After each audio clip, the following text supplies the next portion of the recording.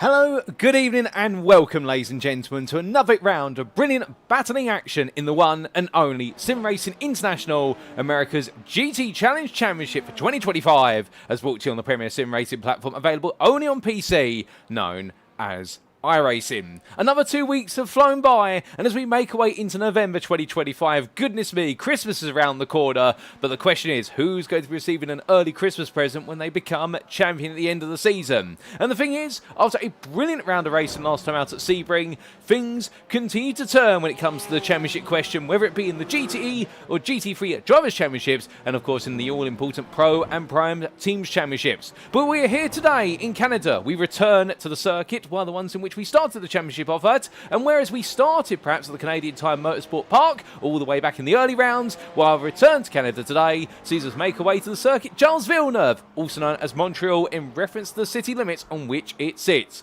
A hybrid street circuit, a rarity in the modern world in the fact that it sits inside a man-made natural park known as Parc Jean Drapeau on the island of Notre Dame, but it is a circuit which, whilst it has a natural feel, also has a major street circuit aesthetic. With the walls looming close on the entry and exit of each and every corner, a small mistake here may not just see you go to the grass, but it may very quickly see you go to the barrier.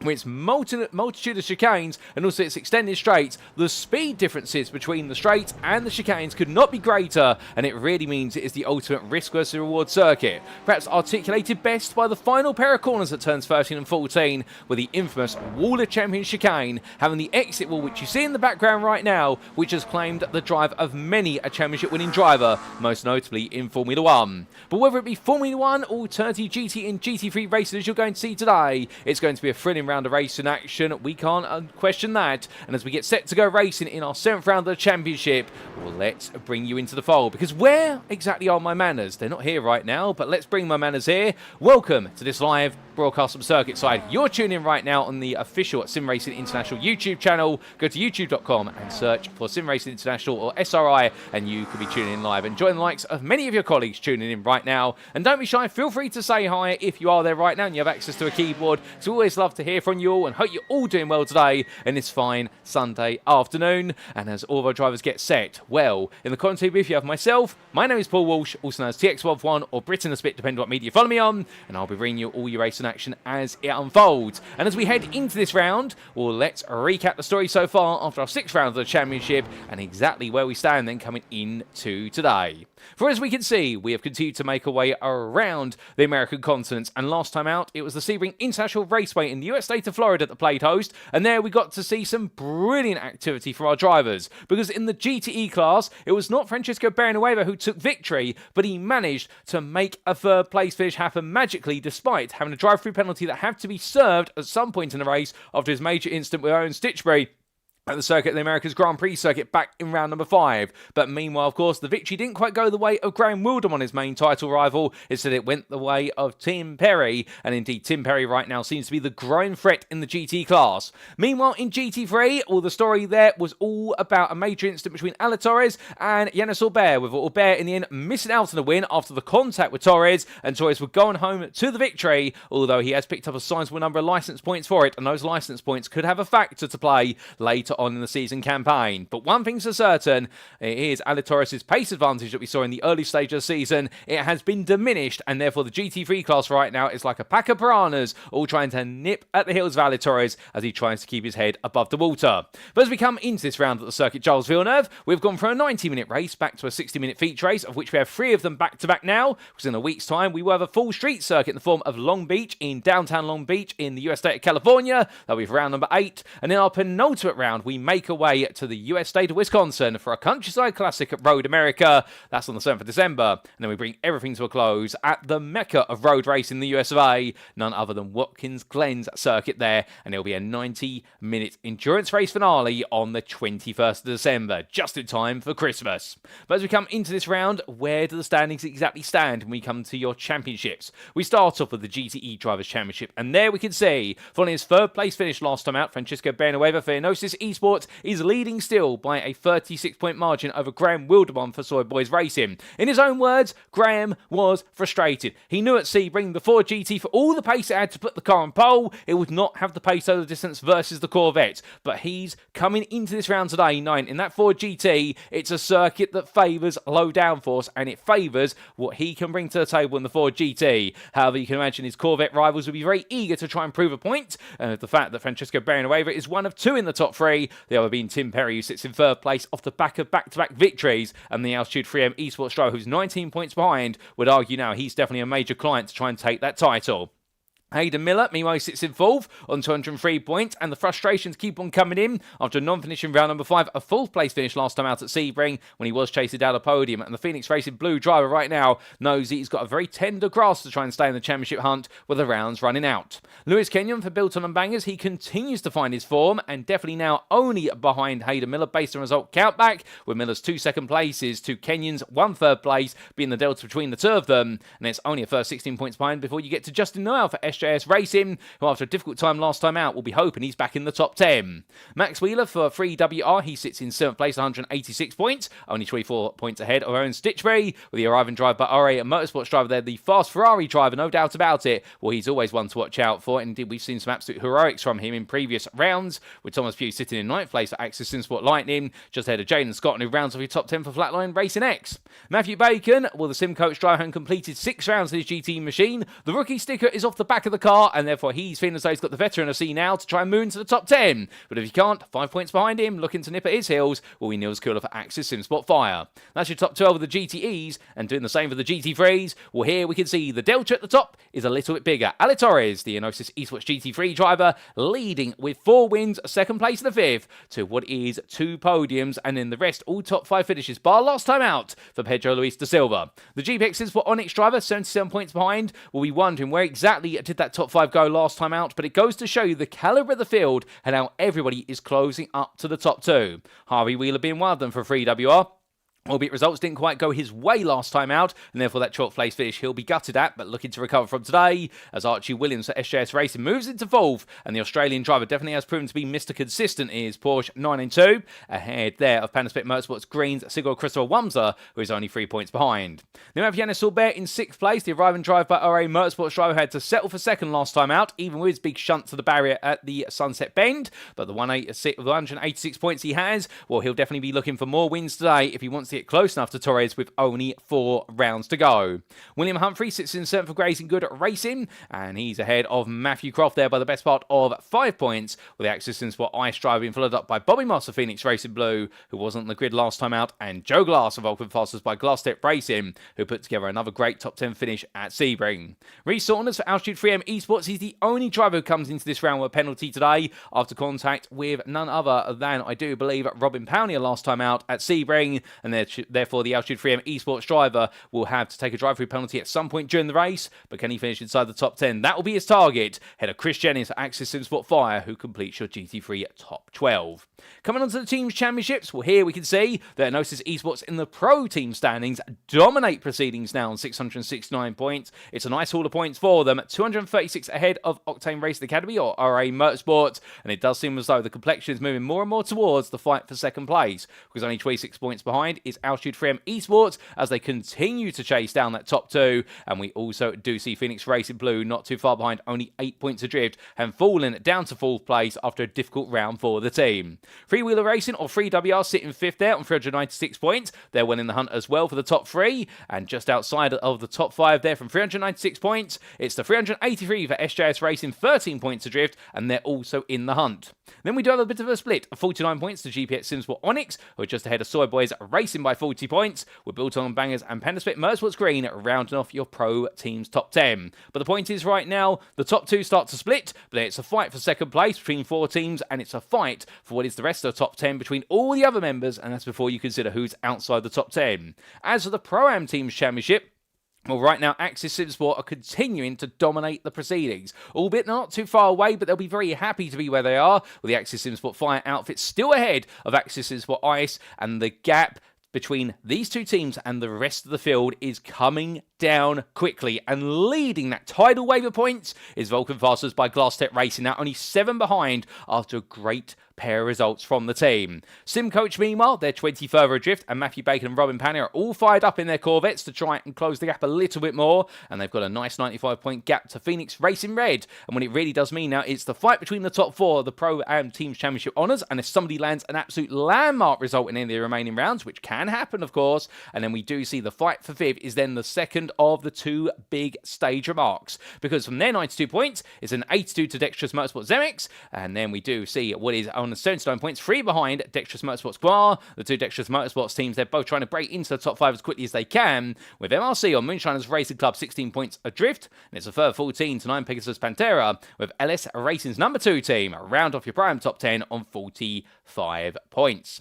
But as for our circuit for today then, because we've recapped the situation coming into this round, let's talk about where we're being hosted. It is the Montreal Grand Prix circuit, located at Parc Jean Drapeau in the city limits of Montreal in the Quebec region of Canada. 2.71 miles in length, or 4.36 kilometers. It's a relatively modest in length circuit, but what it has in terms of a detriment to its length, it makes up for in terms of the number of corners and the amount of variety. And a big thank you to iRacing.com for their brilliant simulator and also the fantastic track maps that come within it. And this circuit, definitely 2-dimensional, much like the image there, very little elevation change, but what it lacks in elevation change, it makes up for its corners. 14 corners, hairpins and chicanes are the thing. There's no sweepers here. It really is heavy braking zones every step of the way, and therefore for our drivers they need to be absolutely pinpoint precise on the brakes, and with a multitude of GT3 and GTE machines around here, understandably, this is going to make the multi-class aspect even more tantalising, because the GT3s, of course, they can brake the best part of 20 to 50 metres later into the braking zones with their anti-lock braking systems, compared to the GTEs that have no anti-lock braking system or ABS. So therefore, when the traffic comes about for our GTE leaders, that is going to add to a lot of intrigue, and strategy here, as well as being bold in the braking zones for overtakes, is going to be key. But as we move on then from our circuit map, well, the only thing to do is to come back to our live circuit action, and let's do so here, as the circuit right now is starting to fill up with machinery, as everyone does have the best part of 20 minutes to try and put themselves on pole position.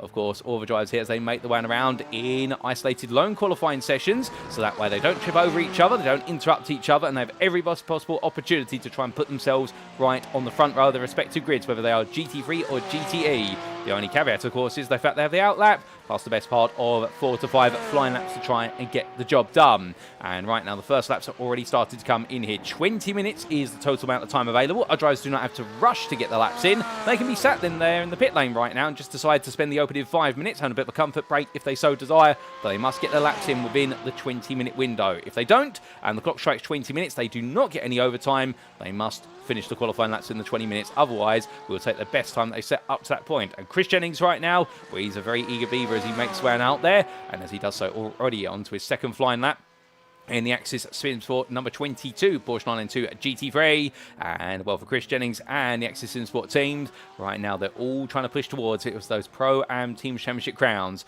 And Jennings already right now, I think, feeling the confidence around here. He does go quite strong at Montreal, as we've seen previously in the GT3 series hosted by SimRacing International. So therefore, we've got a good bet that he's going to be looking quite strong here today. As Sam Derbyshire raises the bar there. And indeed, he's raised the bar to a 34.374. He maybe raised it even higher very shortly, as he makes his way on down the back straight, or the Casino straight. And as he heads onwards, well, Yannis Albert has gone purple with everyone, but parks up and decides to tow back to the pit. So I wonder if he's had a major brush with the World Champions wall there, but he has made his way back to the pit lane. He's going to restart as Sam Derbyshire crosses the timeline and improves to 34.099 in the GT3 category. Meanwhile, fastest man of the GTEs is Tim Perry as he decides to park up and reset. And as he does so, well, he's picked up a slowdown there, so the lap he was on will not count. So that's for cutting track limits at the Wall of Champions chicane, most likely dissecting an apex a little bit prematurely.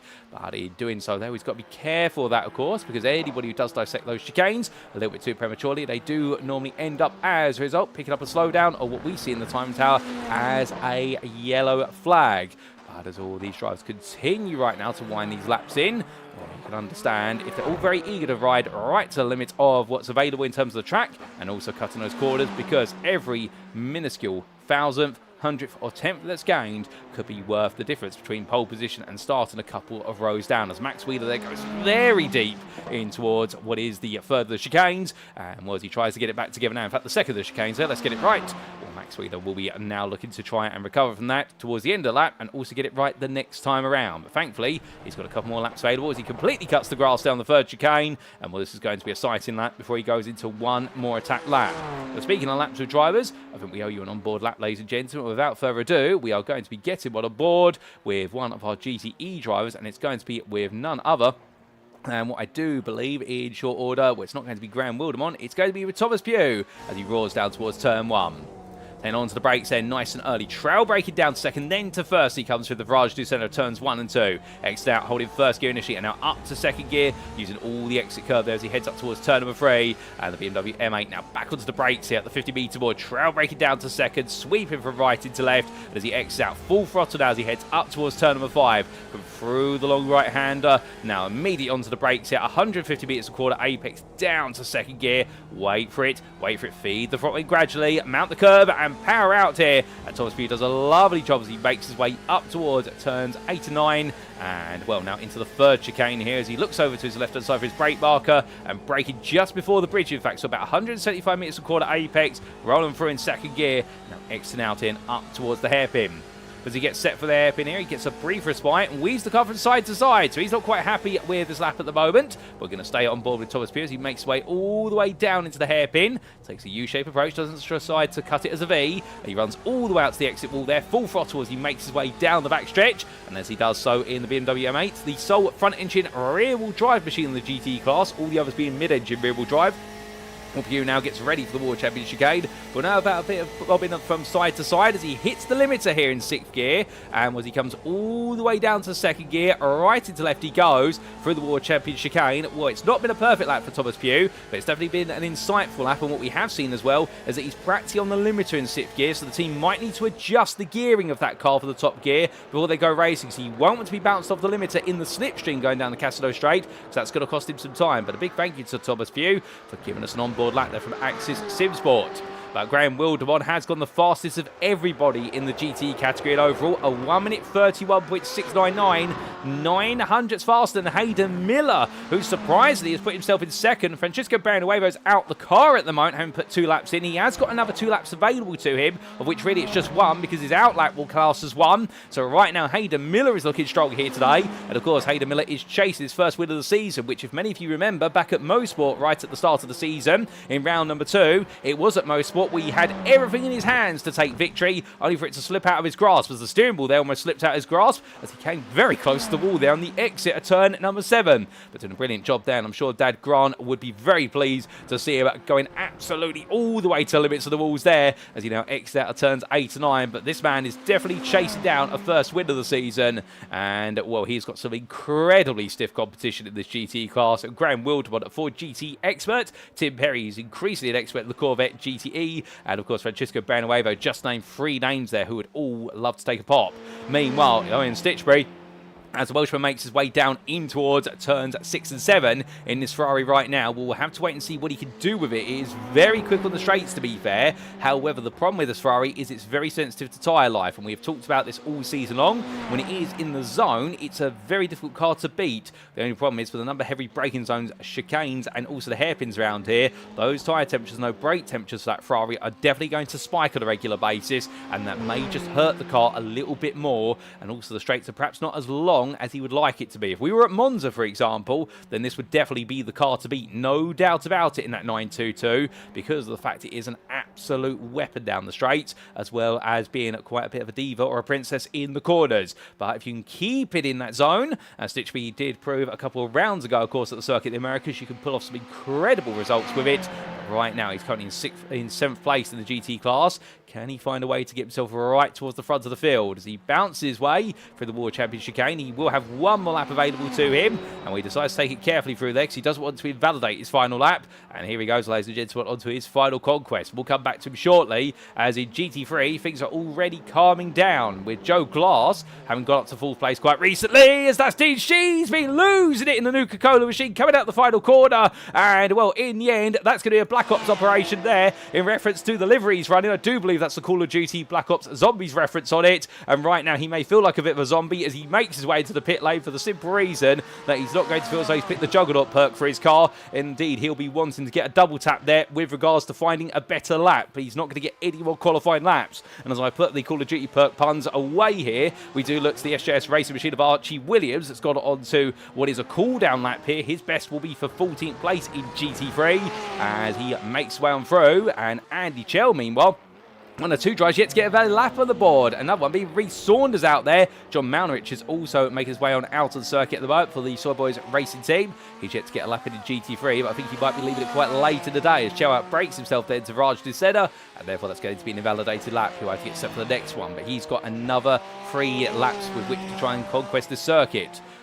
He brings himself back together. Well, meanwhile, we look to Dalton Hall, who had a bit of a frustrating practice session. Unfortunately, a bit of an altercation with another driver, from what I understand. But right now, he's currently in 18th place of the Ford GT for Panda Spec Motorsports Orange. And well, lovely livery on that car, must be said. And Dalton right now looking absolutely dashing as he makes his way around the circuit. I'm not allowed to have favourite liveries, but if I was allowed to, it'd definitely be up there with one of the greats of the season. And right now, Dalton just trying to find a bit more time. But this will be his cool-down laps. He's already put 4 laps in, and I think he's just using this to get a bit more track time. Meanwhile, Brandon White, he's coming to the close of his final GT3 qualifying lap for LS Racing. And as he goes from right into left here, right now, it looks though for Brandon, everything is coming up strong for a personal best. He's 16th coming onto this lap. Where will he become the end of it? And the answer is going to be 3 personal best sectors. It puts him up to 11th. A great lap there, a 35.117. So the 34 driver will be absolutely pleased with that one, as Archie Williams crosses the timeline. And as he does so, well, it does look as though there Archie was an improving lap. However, it will not count, of course, because of the fact he has used up his allocation of laps. And he has a bit of a moment there at the turn number 2. But as he has a bit of a moment and parks sideways, we look to Pete Piver, the other LS Racing driver out there at the moment, albeit in the GTE category. And, well, he's going straight into the pits. It is his final lap, and it's not been a good one, and therefore he decides there's no point finishing it. And with that, that practically brings us to a closing qualifying. Bar 2 drivers are out there at the moment. Reece Saunders is one of them, and we also do have Andy Chell. But as we just had an update there from none other than John Malnerich, and I'm very sorry to hear that, John, and for context, ladies and gents, he's just confirmed that he won't be coming out onto the track because he is having technical issues, and so he's going to be sitting out this round. And I'm sorry to hear that, John, because being honest with you, we're not just saying this, it's not the same when we are missing a driver from one of our premier teams of the grid, particularly for Soy Boys Racing. But no, you are missed, and the fact that you popped into the chat to let us know, well, hopefully it brings a little smile to your face. It turns that frown upside down, because we're definitely going to miss you, and hopefully we'll be able to get some insights from you as the racing goes on today, because of course I do appreciate that your teammate of none other than Graham Wildmon pushing for gold there in the GT class.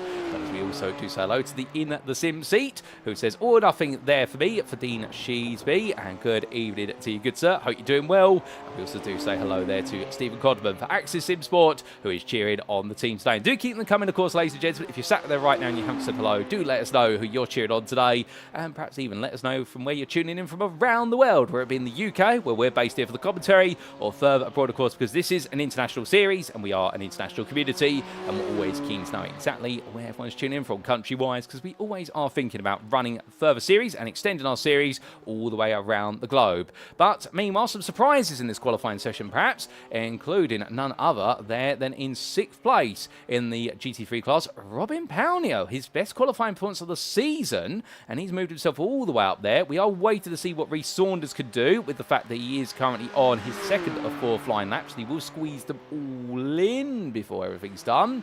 And, well, as he makes his way on through the chicane here, well, Saunders, we do know he normally takes some time to build up to a best lap as he trims a bit of grass down the exit of the World Champions chicane. Any wider than that, that would be into the wall, or it would be a track limits invalidation. But that puts him 9th. So Saunders now, 2 personal bests in the middle and the final sector of 34.825. His next target will be to try and push a bit more to get into the 33s if he can. He's 1.1 seconds off of Sam Derbyshire at the moment. And Derbyshire is your provisional pole sitter in the GT3 class in the Mercedes AMG. He's done an incredible job of that, of putting himself 6 tenths clear of Yannis Albert. And, well, Sam Derbyshire did something similar, of course, at Sebring, until it all went a bit backwards in the US state of Florida. But you'll be hoping things go forwards today. Martin Kenyon's out there in what is a rather white and red Ferrari right now, as he makes his way on around. I think that might be a bit of cool down that there for the number 3 driver, and he'll be just getting himself settled in to the conclusion of this qualifying session. As Graham Wildmon, meanwhile, he's currently a pole sitter in GT. He only did 2 laps, and, well, how about this, ladies and gents, where everybody else in GTE has used up most of their laps with 5 minutes to go. Graham Wildmon's now out there. He's already provisional pole sitter in GTE by half a tenth over Tim Perry, but he's decided to go out there once again and see, I think, if he can go even quicker and perhaps send a bit of a message to his GT peers, which is, this is Wildemon's territory. Nobody is going to take this win from him today, albeit do keep in mind that Francisco Barrioneuvo and also Lewis Kenyon have still got some laps available, but I do not see any activity going on in the Enosis Esports garage. I think they've decided to park the Corvette GT machine at Barrioneuvo and get it ready for the race instead, and I think that's a sensible decision, given how close it is between our top 4, 2.5 tenths separating them. I don't think Barrioneuvo is really going to gain anything else if he goes out there and tries to drill in another lap. If anything, he may exhaust himself a bit more, and that's not what you want here when the stakes are so high as a championship leader. You want everyone else to be sweating, not you. As Wildmon there runs it so close to the wall, my goodness, as he heads towards the timeline. This is going to be an even faster lap here, surely. He crossed the line where he went personal best in the first and second sector of 31.605. Well, that man's got time in the bag. That's 1.5 tenths, and Wildmon right now sealing the deal here on pole position in the GTE class, and at this point you'd imagine he's putting in demo laps as he makes way out towards turns 3 and 4. He's got 1 more to go, and he's got 3 minutes to do it. Rhys Saunders, meanwhile, well, he's moved up to 9th since we last looked at him, and now we're waiting to see what else he can do as he makes his way towards the very end of what will be his final flying lap. And as he does so, Andy Chell here on what is a cool-down lap, yet to get a lap on the board that's close enough to likes of Pete Piver and company. So I think this is going to be a bit more reconnaissance and straight into the pits. So in fact, for Andy Chell, he decides enough's enough, and therefore he's going to get himself arrested for the race. But meanwhile, Rhys Saunders comes around here, and the Altitude 3M Esports BMW M4. And, well, if you've been following the World Endurance Championship, you'll know that the BMW M4 GT3 has been at the centre of a bit of a meme stroke controversy, or with nothing to do with Rhys Saunders and the team. But if you know, it all comes down to a Corvette GT3 and a BMW M4, which, much like at the start of the season, had a bit of coming together, and at the end of the season, had a coming together. And, well, I do think you'll be able to get the exact controversy on a T-shirt, because it involves a Corvette driver putting a middle finger out the window. But no such thing here for for Reece Saunders as he comes towards the timeline. What's it going to be from him this time around? The answer is it's not an improvement. So for Reece Saunders, that's it. He parks up and all is done and dusted. Meanwhile, Dean Sheasby, he's back out there on a last-ditch attempt to try and put himself further up the order in GT3. Currently in 11th place here, and the Moonshiners Racing Club driver making his way quite casually through the chicane there. Something tells me that this might be a lap, which is more just to try and test out some track limits here and test out something on the car, because it's not at full pelt necessarily.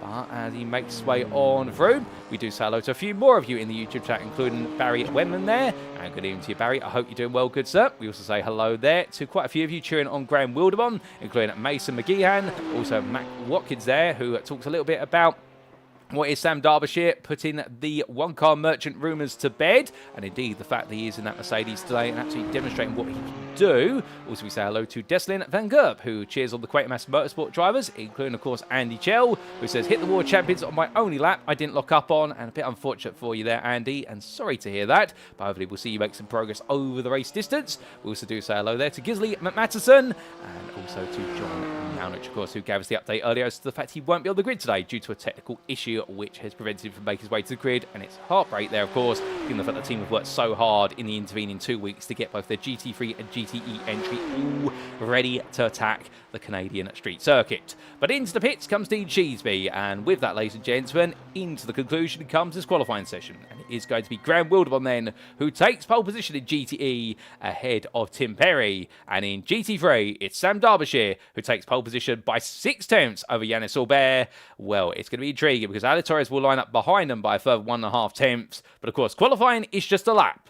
The race is 60 minutes. And who is going to prove the best over 60 minutes? It's time for us to find out here at the Montreal circuit.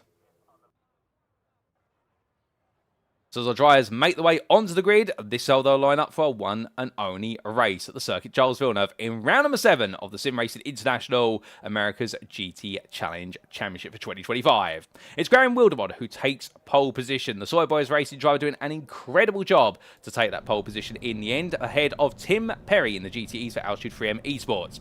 Hayden Miller lines up in 3rd place for Phoenix Racing Blue in the company of none other than Francisco Barrioneuvo, the championship leader for Enosis Esports. Behind the Spaniard will be the Britons, Lewis Kenyon for Bilton and Bangers, and Thomas Pugh for Axis Sport Lightning. We then do have Ian Stitchbury, starting 7th for Arrive and Drive by IRA Motorsports, ahead of Max Wheeler for Free WR. In 9th is Matthew Baker with season best qualifying performance for Sim Coach, ahead of Justin Noel for SJS Racing. Next up begins the day, best the rest and length for Vulcan Fasters by Glass Tech Racing, ahead of Andre Montaigne. The Axis Sport Ice Drive being followed up by Niels Cooler for Axis Sport Fire. Fire and Ice doesn't normally combine together, and we'll have to wait and see which of the two teammates is able to get ahead of the other. But alongside them will be Martin Kenyon starting 14th for Dexterous Motorsports Quemar. Then we do have James Bostock 15th on the grid today. Eager to go is the GPX Sport Onyx driver, ahead of Jesse Pulakainen for 16th there for the Panasonic Motorsports Green driver. Then from the Finn, it'll be the Briton of Rob Mackay for Dexterous Motorsports Zemex, ahead of Dalton Hall for Panasonic Motorsports Orange. And then we do have wrapping up your top 20 of GTEs, Pete Piver for Ellis Racing and Andy Chell for Quatermass Motorsport. That's how the GTEs line up, but what about your GT3s, I hear you ask? Well, started on GT3 pole position, 21st place on the grid, is Sam Derbyshire for Phoenix Racing Blue with an incredible pole lap. He's ahead of Yannis Aubert for Arrive and Drive by RA Motorsports. And then Ali Torres, the championship leader, starts 3rd in class, 23rd overall for Enosis Esports, ahead of Joe Glass, who puts on a season best qualifying performance for Vulcan Fasters by Glass Tech Racing. William Humphrey for Grays and Good Racing starts 25th, ahead of Robin Powney, with a season best qualifying performance there for the smiling Swede from Swim Coach, ahead of Pedro Luis da Silva, who starts 27th for GPX SimSport Onyx. Ashley Brooks begins the day in 28th place for Axis Sport Lightning, ahead of Altitude 3M Esports Reece Saunders, who struggled a bit in qualifying, but he's ahead there of Chris Jennings for Axis Sport Fire. 31st is Dean Sheasby for Moonshiners Racing Club, with Brandon White giving him company on the 16th row of the grid for LS Racing. Sigurd Crystal Wamser starts 33rd for Panasonic Motorsports Green, ahead of Matthew Croft for Axis Sport Ice. And then we do have Ed Juncker starting 35th for Flatline Racing, ahead of Archie Williams for SJS Racing.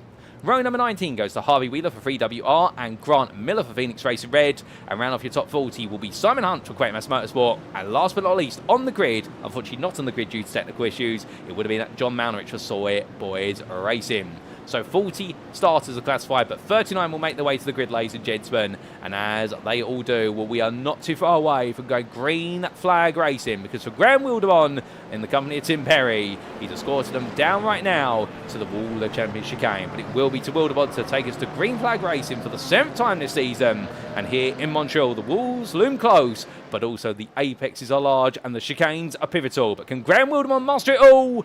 It's time to find out here as we go green flag racing.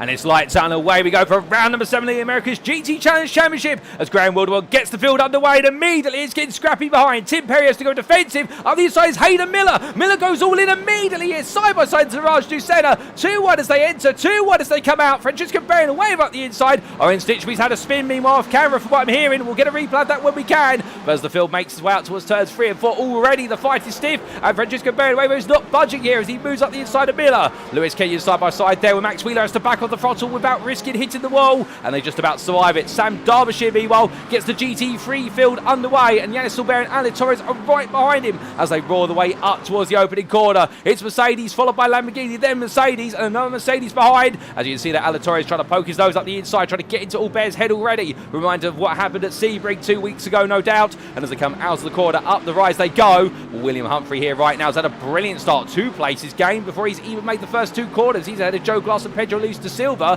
Paunia falling backwards here in the Corvette, but to be fair, Paunia is a very strong strategic driver, and therefore you can imagine he will gradually build up as this race goes on. But as our GT3 drivers make their way into the second chicane, move up the inside immediately there for Reece Saunders. Forces his way out the inside of Ashley Brooks. Brooks doesn't want to let him go, and Saunders there gets it wrong with the power, and the car comes loose. The rear wing comes flying off with a tap to the barrier. Not sure there's contact. Brass across the road goes one of the McLarens. That's the McLaren there of Single Crystal Wams that's come loose, and the number 4 driver there has to park up, but it's all gone backwards. It's all going sideways for multiple drivers, and as I almost lose my words there and lose my train of thought. Well, Thomas Pugh, meanwhile, rejoins us on the screen here. He's running 4th place in GTE, and Hayden Miller has dropped another place here.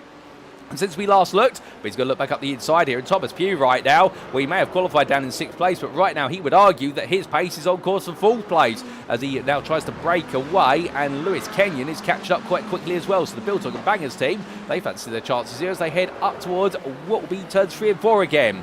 But meanwhile, a bit further back, Rob Mackay, well, he's enjoying a bit of a run here versus Pete Piver as we jump aboard with the 7174 GT. Going on through the corners here, and well, right now you can understand if Mackay thinks that having gained 2 places already in class that he'd like to gain a few more. Piver has been one of his rivals that he's fought with all season long, and Justin Pulakainen's always been there with them or thereabouts as well, so these 3 are very well established in racing each other. But right now Mackay taking it very carefully coming out the chicanes, doesn't want to push the rear tyres too aggressively early on, and given the fact it is a 60-minute race, we are expecting our GTE drivers not to change any tyres over the distance, because remember, when they come into the pits, they have to put the fuel in the car first, and then the tyres come afterwards. They're not done at the same time unlike the GT3, so therefore you don't want to change tyres in 60-minute races because it will cost you a huge amount of time. But Mackay here right now just taking his time, starting to build himself up as they make the way into the turn 10 hairpin.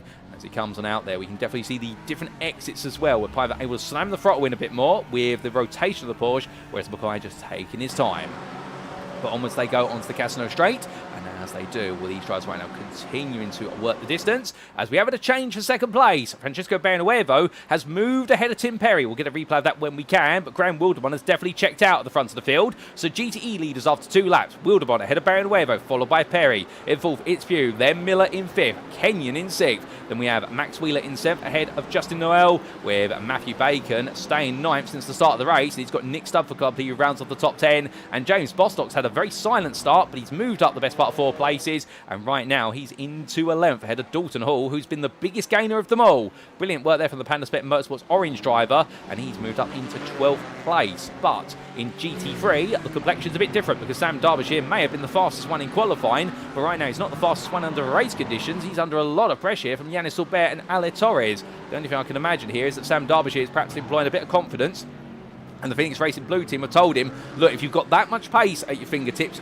don't use it. Save fuel instead. Save the tyres as well. And naturally what you'll do is you'll just give yourself more options over the race distance. The only problem is, if he is working to that strategy, he's got to be careful, because if Albert or Torres find a way ahead of him, then they will dictate the flow of the race and they will slow him down, essentially, if he wants to work that strategy out. And if I know Sam well, I get the feeling that right now, this is probably 95% of what he can deliver. He is doing a bit of time management, but Albert as well is keeping under a lot of pressure, and I don't think Derbyshire right now is feeling too comfortable in that Mercedes. As Albert looking one way than the other, he's going to look up the inside under the bridge, but it's not going to quite work this time as he tucks back in.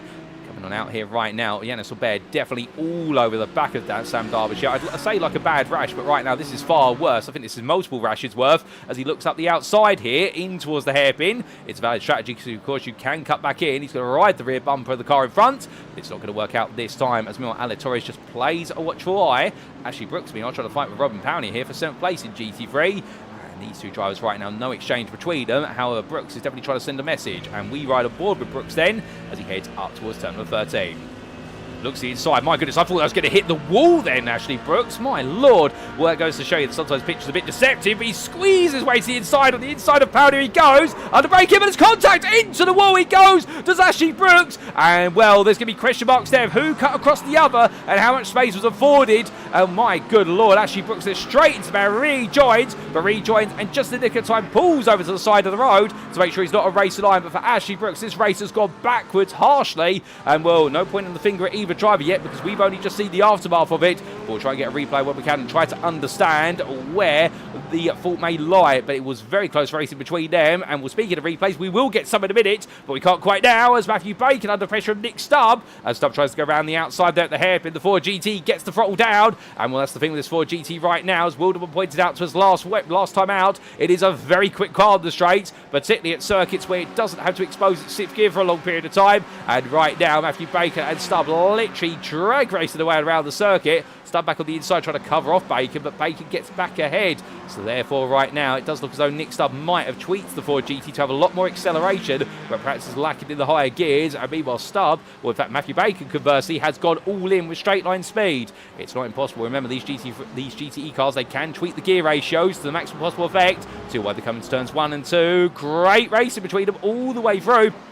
And Bacon going defensive as much as he can, trying to do essentially what Nick Stubb did to him, coming up to all the champions, but doing it a bit more successfully. In towards turns 3 and 4 they go. 2 wide they enter, 2 wide they exit. They give each other racing room. Right to the wall goes Matthew Bacon. He's still there as they come in towards turn number 5, but Stubb has to go around the outside of him in the end and will get ahead into the breakings over turns 6 and 7. But this brings James Bostock right into them now as they make the way out of Seren, and Bacon has a bit of a slide loose there. The rear comes loose, and right now Nick Stubb is able to break away a little bit as the Vulcan Fasters by Class Tech Racing driver is going to be saying, how on earth did we manage that? And well, that is the brilliant racing respect that these two drivers have become to know about as they make the way now into the latter half of the lap. But with that, we take a look back at some moments from the start of the race, including right on the opening lap and the opening couple of corners, what happened to Ion Stitchbury. And here we go. So this was going green flag, and as they did, keep your eyes out for the Ferrari car there from our Arrive and Drive by RA Motorsport on the inside of turn 1. 3 wide there, the built on a bangers machine of Lewis Kenyon and Thomas Pugh's Axis Insport, and Ian Stitchbury on that outside line getting pranged slightly from the bumper of what was Lewis Kenyon. And can we get a replay of that from Kenyon's perspective? I think we can, and here we go as they made the way on in. Now at this point, Kenyon's going to look up the inside of Barrioneuvo, and he's going to suddenly find Stitchbury on his left, and at that point he's got no real way to go there, so it's going to be a difficult one for the stewards to pick apart because they'll have to decide how much room was given between each of the 3 cars in that sequence. We had this happen for Andre Montaigne meanwhile. This was at turns 5 through to 7, and as he made his way through the fast right-hander, went onto the brakes. What exactly went wrong? Oh, goodness me! A little bit of wobble there under braking into the barrier immediately. Grazed the barrier thankfully, and I think he'll get away with that one, but he won't get away with that forever because that was a nasty knock to the car.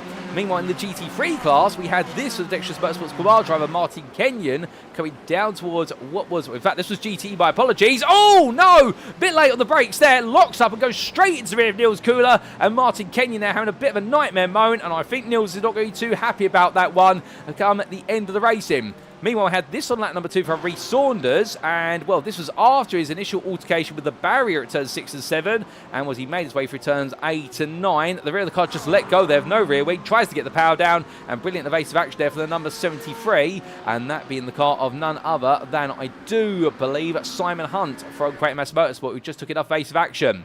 On lap 3, we had this for Ashley Brooks. This was the Pioneer incident.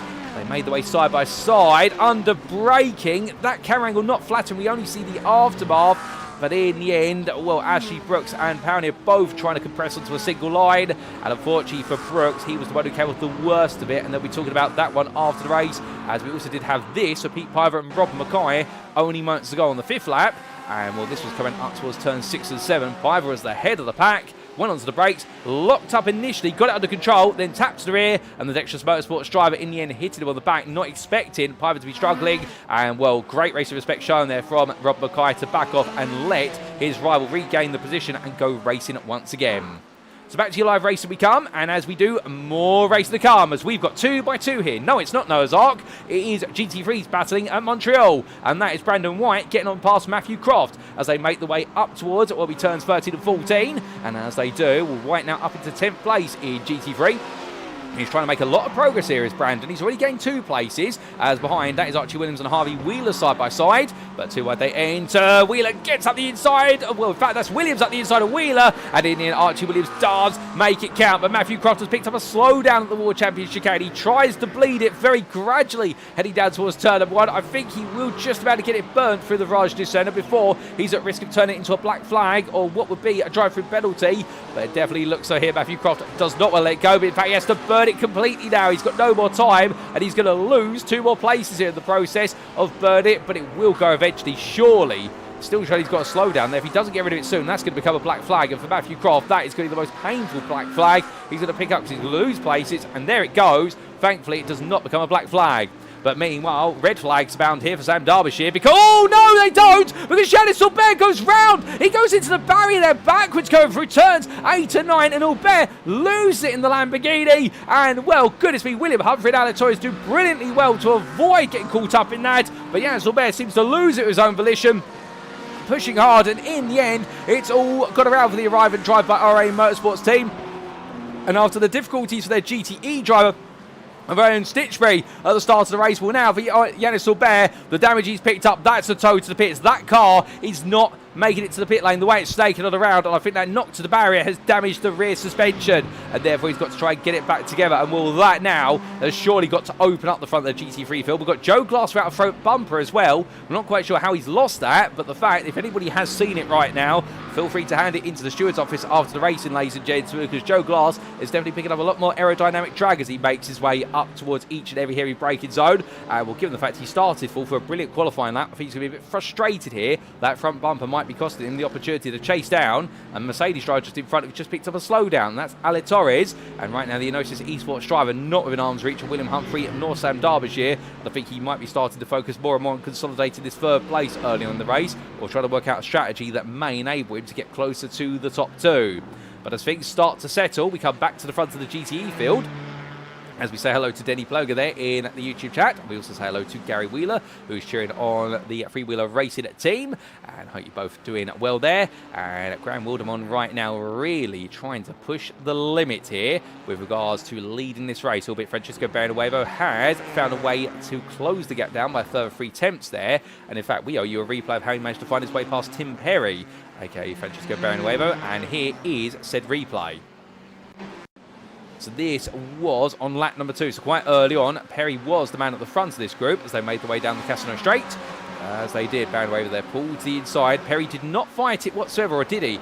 He did initially under-brake him, but I think he decided to let it go, realising that races are not won necessarily on the opening couple of laps. However, that was a signal of intent there from Barrioneuvo, and that is, I'm taking this place off you. I'm willing to risk it for the championship. I do not want Wildmon getting any closer than he dreams to do so, because otherwise I'm at risk. And I think Barrioneuvo has started to feel the heat of this championship as we are heading into that final quarter soon. But Wildmon right now, well, he is being reeled in a little bit. But is this a sign that Wildmon is losing some pace, or is this tactical from Wildmon? Is the idea here that he's trying to save some fuel and some tyre life? Because, of course, what he's got to be wary of, he may be the fastest driver in the GTE class, but the Corvettes behind him have the tyre life advantage and the fuel advantage. So therefore he's got to pace this correctly, and he can do it one of two ways. He either goes all in and tries to create the biggest possible gap, or he takes his time. Well, we'll take time to figure that one out, as meanwhile it's Panda Spec on Panda Spec there, as we see Dalton Hall go all the way to the runoff area there for what is the hairpin at turn number 10. He lets Jesse Pulakine on through,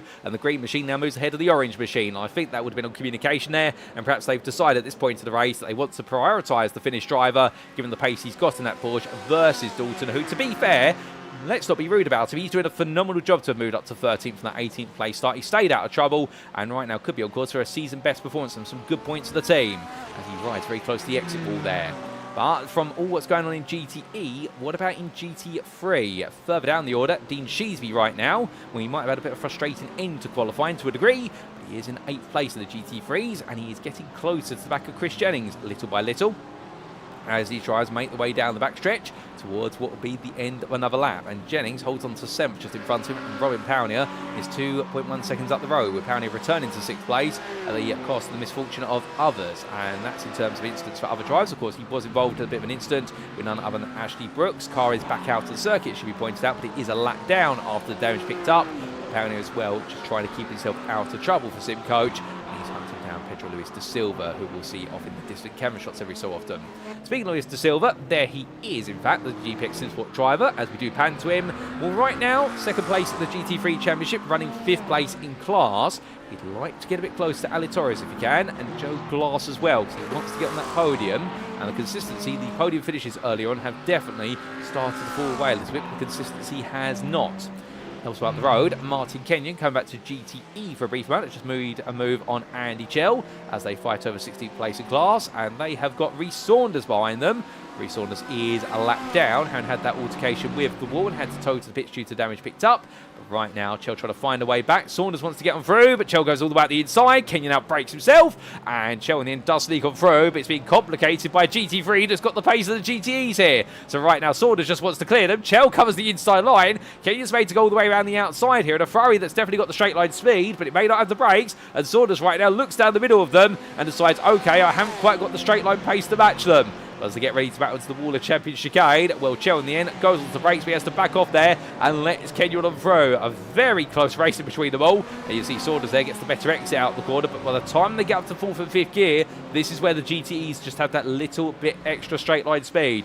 Keeping away, the GT3s have the better of the brakes, and Saunders out the inside, as meanwhile Chell has gone straight on and rejoins, and he rejoins in behind there. Your leaders of GT3 are Sam Derbyshire and William Humphrey. So I think Chell there, a bit frustrated with the way things have played out, and in the end has locked up the brakes and gone deep, but it does put him out of the trouble for now, but it does also mean he now begins to fall down, as in fact, Chell has picked up some damage to the car. We're not quite sure how he managed to pick up that damage because he fell out of camera shot, but we might be able to get a replay there to explain, and here we go, ladies and gentlemen. So this was Chell heading down into the braking zone then, and as he did so, what exactly has gone wrong? A tap to the rear there from Rhys Saunders. We didn't quite see that on the initial camera angle, and the car went to the barrier. Now, I'm not quite sure whether the tap to the rear was the thing that brought out the meatball fag, or whether alternatively it has been the hit to the barrier. But either way, understandably, the suspension damage on that car, the front right in particular, is not pointing straight. And now for Andy Chell, that's going to be a trip to the pit lane and one of frustration. No question about it as we come back to your live racing. But as we do, well, in GTE, we do have Max Wheeler here with Lewis Kenyon. They're fighting over 6th place, and they've gradually let Thomas Pugh abscond into the distance. But meanwhile, they themselves are now trying to figure out who exactly wants this place a bit more. Justin Noel is 4 seconds back, so therefore he's not really close enough to get involved in this one. It's going to be a little bit of a mental challenge here, whereby you can understand if for Lewis Kenyon wants this place, but we are starting to move more into the strategic part of the race here. With almost 20 minutes complete, there is the prospect now of looking for a potential undercut strategy, albeit that pit window normally opening somewhere 20 minutes in, all the way through to closing around the best part of 40 minutes into the race. We have sometimes seen drivers go even deeper, particularly in GT, where they've been able to go 45 minutes before needing to force themselves to pit. But right now, no change between Wheeler and Kenyon as they stay together. But meanwhile, we have had something go wrong for Archie Williams, who's fallen a long way down the order. And we'll get a replay of that when we can for the SJS racing driver. As meanwhile, Lewis Kenyon continues his pursuit, and we jump on board here in the Corvette from Biltong and Bangers. So initial look there, but a big lift off the throttle, about 250 metres before corner apex. That will help Kenyon save some fuel.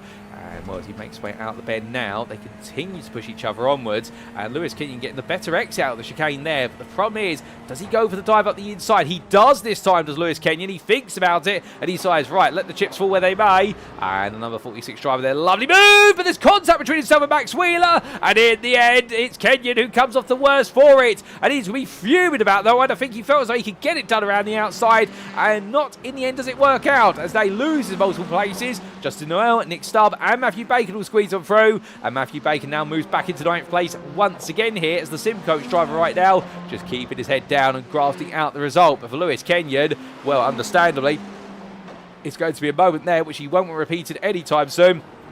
But for the purposes of the broadcast, we are going to have to repeat it, because here is a quick replay to show you what happened.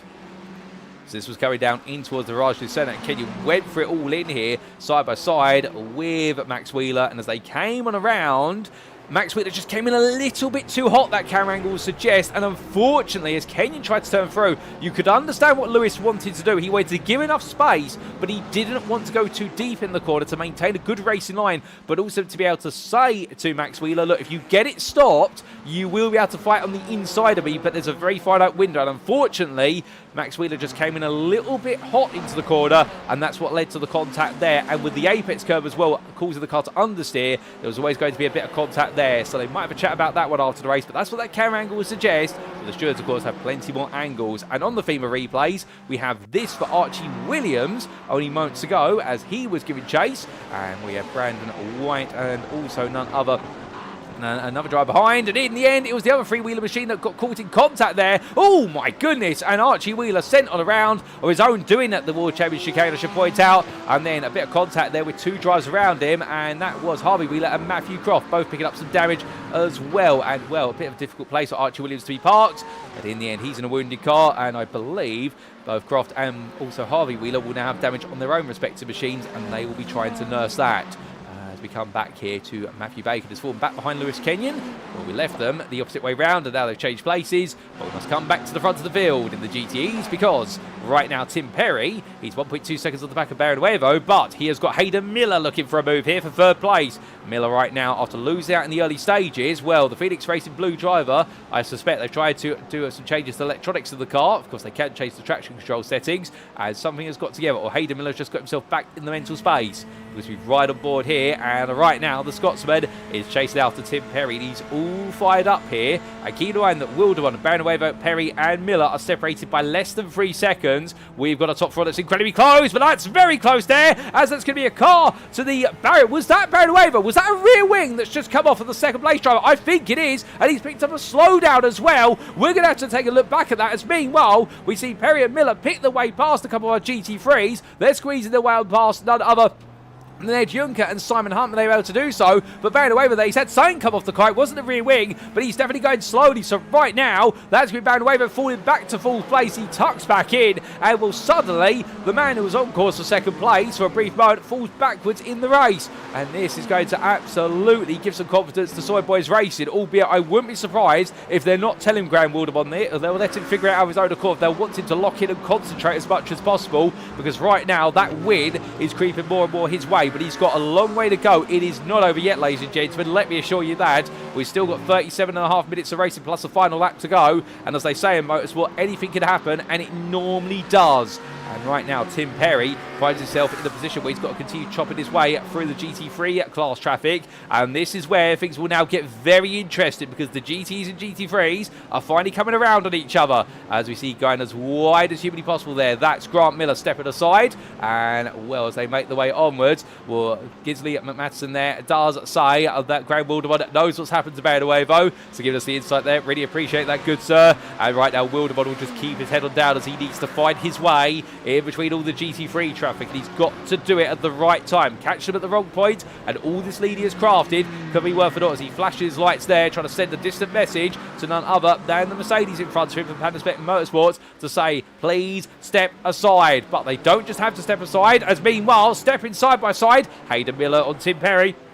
Looks to the outside, back to the inside of turn number 3. And right now, Hayden Miller is trying everything at this to try and get on through. And Tim Perry at this point, well, he'll oblige by defending as hard as possible. But the Altitude 3M esports driver knows that every time they fight, Graham Wildmon has an opportunity to pull away. Some sparks fly there from a graze to the wall for the number 83. But right now, Perry doing an incredible job here to keep Miller behind as they use every inch of the road, plus every little bit of runoff and curb. And Miller absolutely fried himself at this one like nobody's business as they head in towards turns 8 and 9. But if you're Tim Perry at this point, what do you do? Because you look to that circuit map and the team will be on the wall and they'll say, well, really, if we try to pit you early, you're going to come out in a lot of traffic of some description, whether it's GT3 or GTE. There's no real safe way to pit at the moment. So therefore, they are going to have to do the battling on the circuit, and we'll have to see exactly how long Perry can hold on. Or does he let it go potentially and try to force Graham Wildmon to come under pressure from Miller? But then, can he get the place back? That's the other fault. And the answer would be, well, you do it on the strategy. You would fuel save. You try and protect the car as much as possible. But the thing is, if we let Hayden Miller go, they'll also be saying that we don't reckon he's going to be catchable. And again, this might be motorsport over again, where Miller just has this turn of pace and he's just able to stay ahead of everybody. But Perry here down in towards the chicane as he bounces his way on through. We're going defensive there, and I think also find that Matthew Croft just made his way to the pit lane when he wanted to pass him. But this is going to be a bit awkward now because he's caught up behind one of the GT3s in front, and it's going to have Miller on the inside. Perry's got nowhere to go, and Hayden Miller does make it work out for second place this time, at least for a brief mode. They've still got to try and find their way past the Mercedes in front, and that is the Mercedes of Ashley Brooks they've got to try and negotiate. And to be fair to Ashley, he's not being difficult for them. He's just running his own race and expecting the faster class to safely make its way up past him. He'll facilitate it when they arrive, but coming in towards turns 5, 6 and 7 at this point, Hayden Miller is going to have to go all in here on the inside, and he does. Perry tries to also come through, but there's not really any space to do so. Perry gets boxed in here again. Tim Perry does get the throttle down this time, but Hayden Miller's given a bit of breathing room, and this has cost them so much time. Wilderman's lead now back up to 3 seconds, and Barrioneuvo now is going to try and come through with Perry in towards turns 8 and 9, and Brooks backs off there, knowing that they're so close together it'd be too dangerous to return to the racing line. So they do find their way past Ashley Brooks, but goodness me, what a change. And Hayden Miller in the end using the situation tactically to his advantage, but that's where it all comes down to a multi-class race. You've got to see those opportunities and you've got to take them.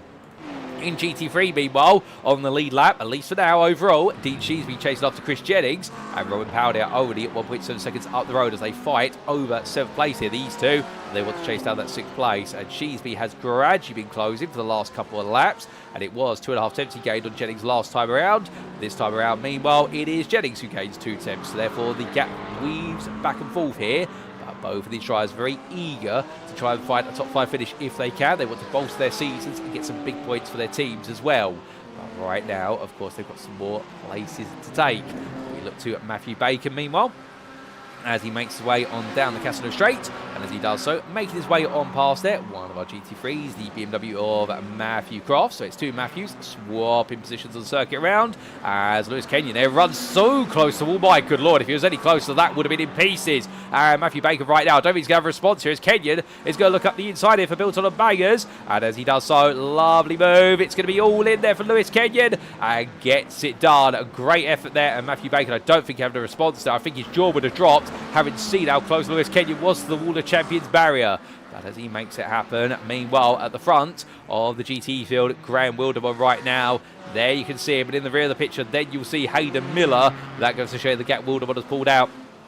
And he has very quickly now started to close on the top 9 of GT3, as the GT3 class is definitely now starting to consider strategy more and more, and the traffic is actually falling quite favourably for Wildmon at the moment, even though he's the first driver of GTE, so had to pick his way past it. But sometimes being the first driver is actually a little bit comforting, just for the simple reason that you can be the one who negotiates, particularly when you don't have your rivals right behind you. It does give you a bit of thought process and thinking time.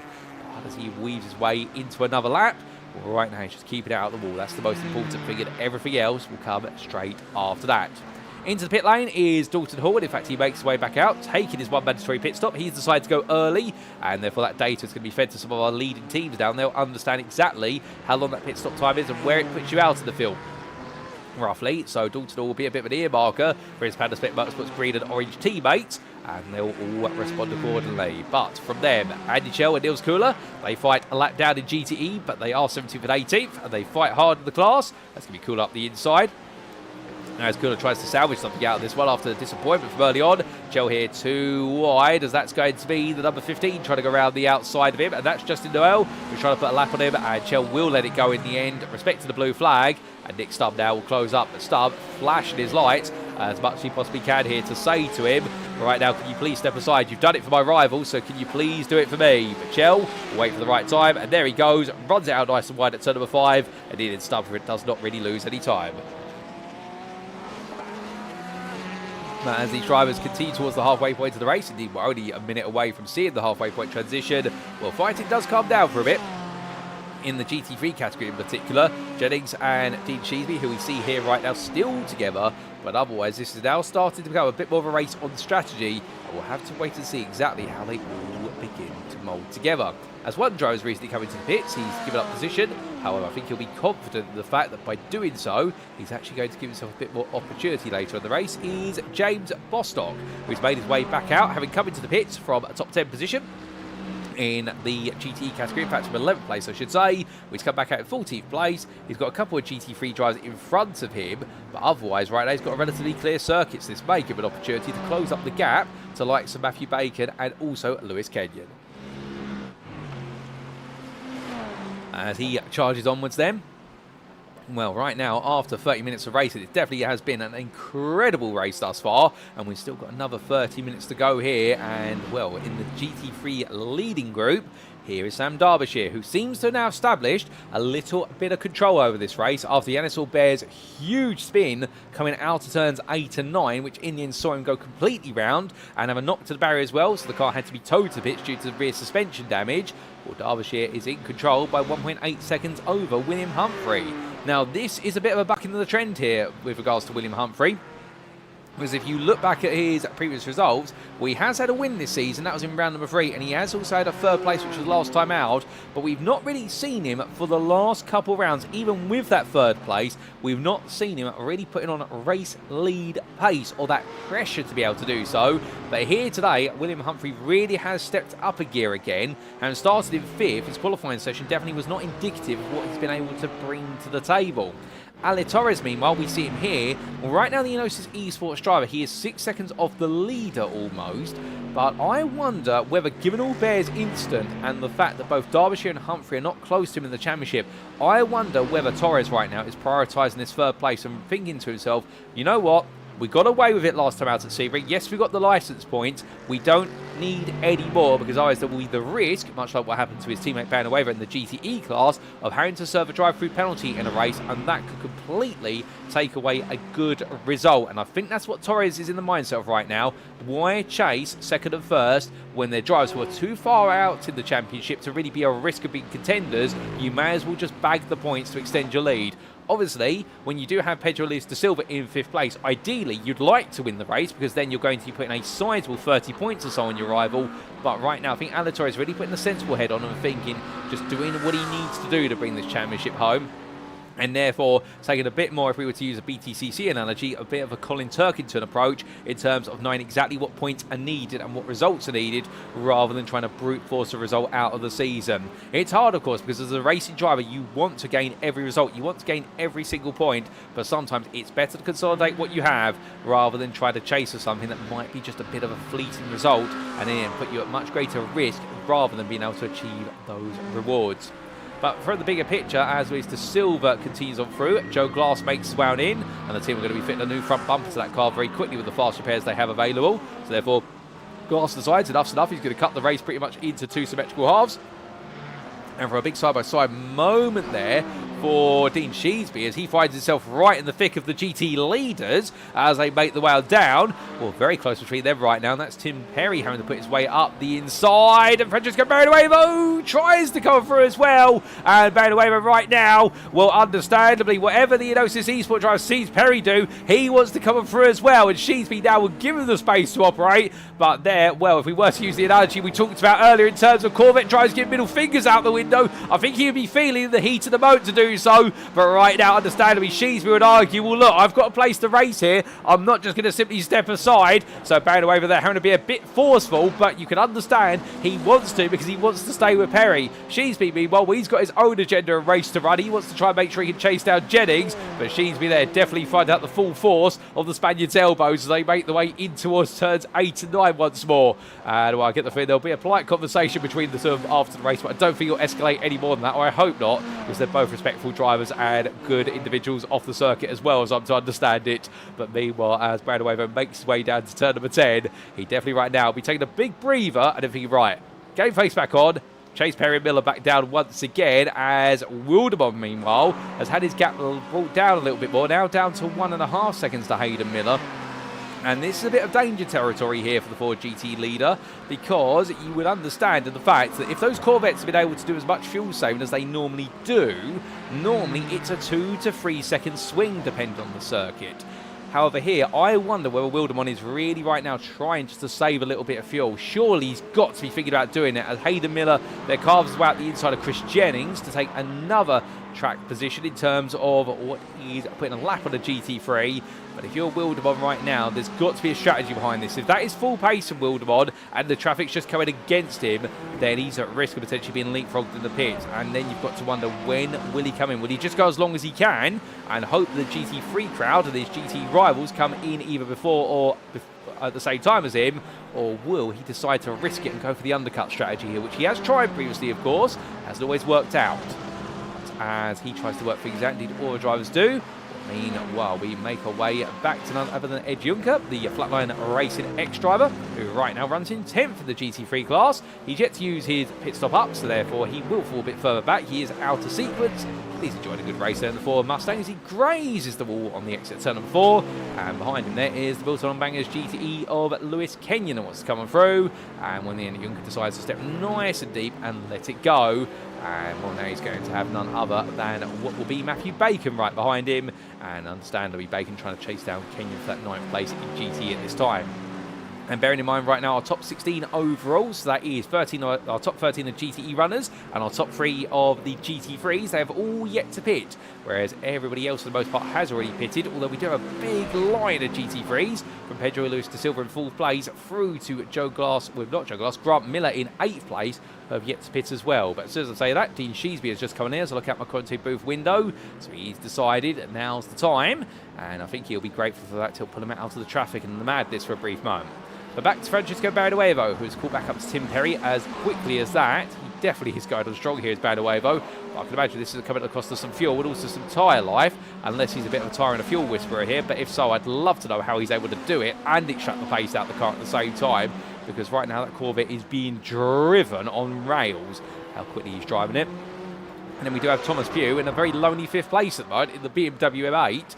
And, well, he's had a good start to the race, but it's not been a good middle portion of the race as far as things go. As meanwhile, that's Reverse Moses here as they make the way up towards turn 8. That's a rub between Robin Powell here. Francisco Barrioneuvo and Tim Perry squeezes his way out the inside there. So Perry gets past. Barrioneuvo has to cut the chicane. He picks up a slowdown for it. So Perry here right now, I can tell you one thing. The Altitude 3M Esports driver is definitely being very sensible of all these moments. He's going to look up the inside down. I think he just realised at the last moment that Barrioneuvo was trying to burn a slowdown by intentionally running deep. So now Perry gets the throttle down, but he knows that Barrioneuvo has been able to burn the penalty and stay right there with him. My goodness, this really is becoming a game of high-speed strategy, both on the circuit and off of it, as it's going to be a look around the outside immediately. That overspeed, my good lord, from Barrioneuvo. The toe is strong, but not like that. The amount of rear wing they must be running the Enosis Esports car, it must be negligible. Perry must be running a bit more, and Barrioneuvo makes his way on past like that. I think Perry, to be fair, was a little bit obliging, and not saying that Barrioneuvo was giving it all, but the fact there, he had so much speed so quickly, I think Perry at the end decided to let it go and is going to stay there.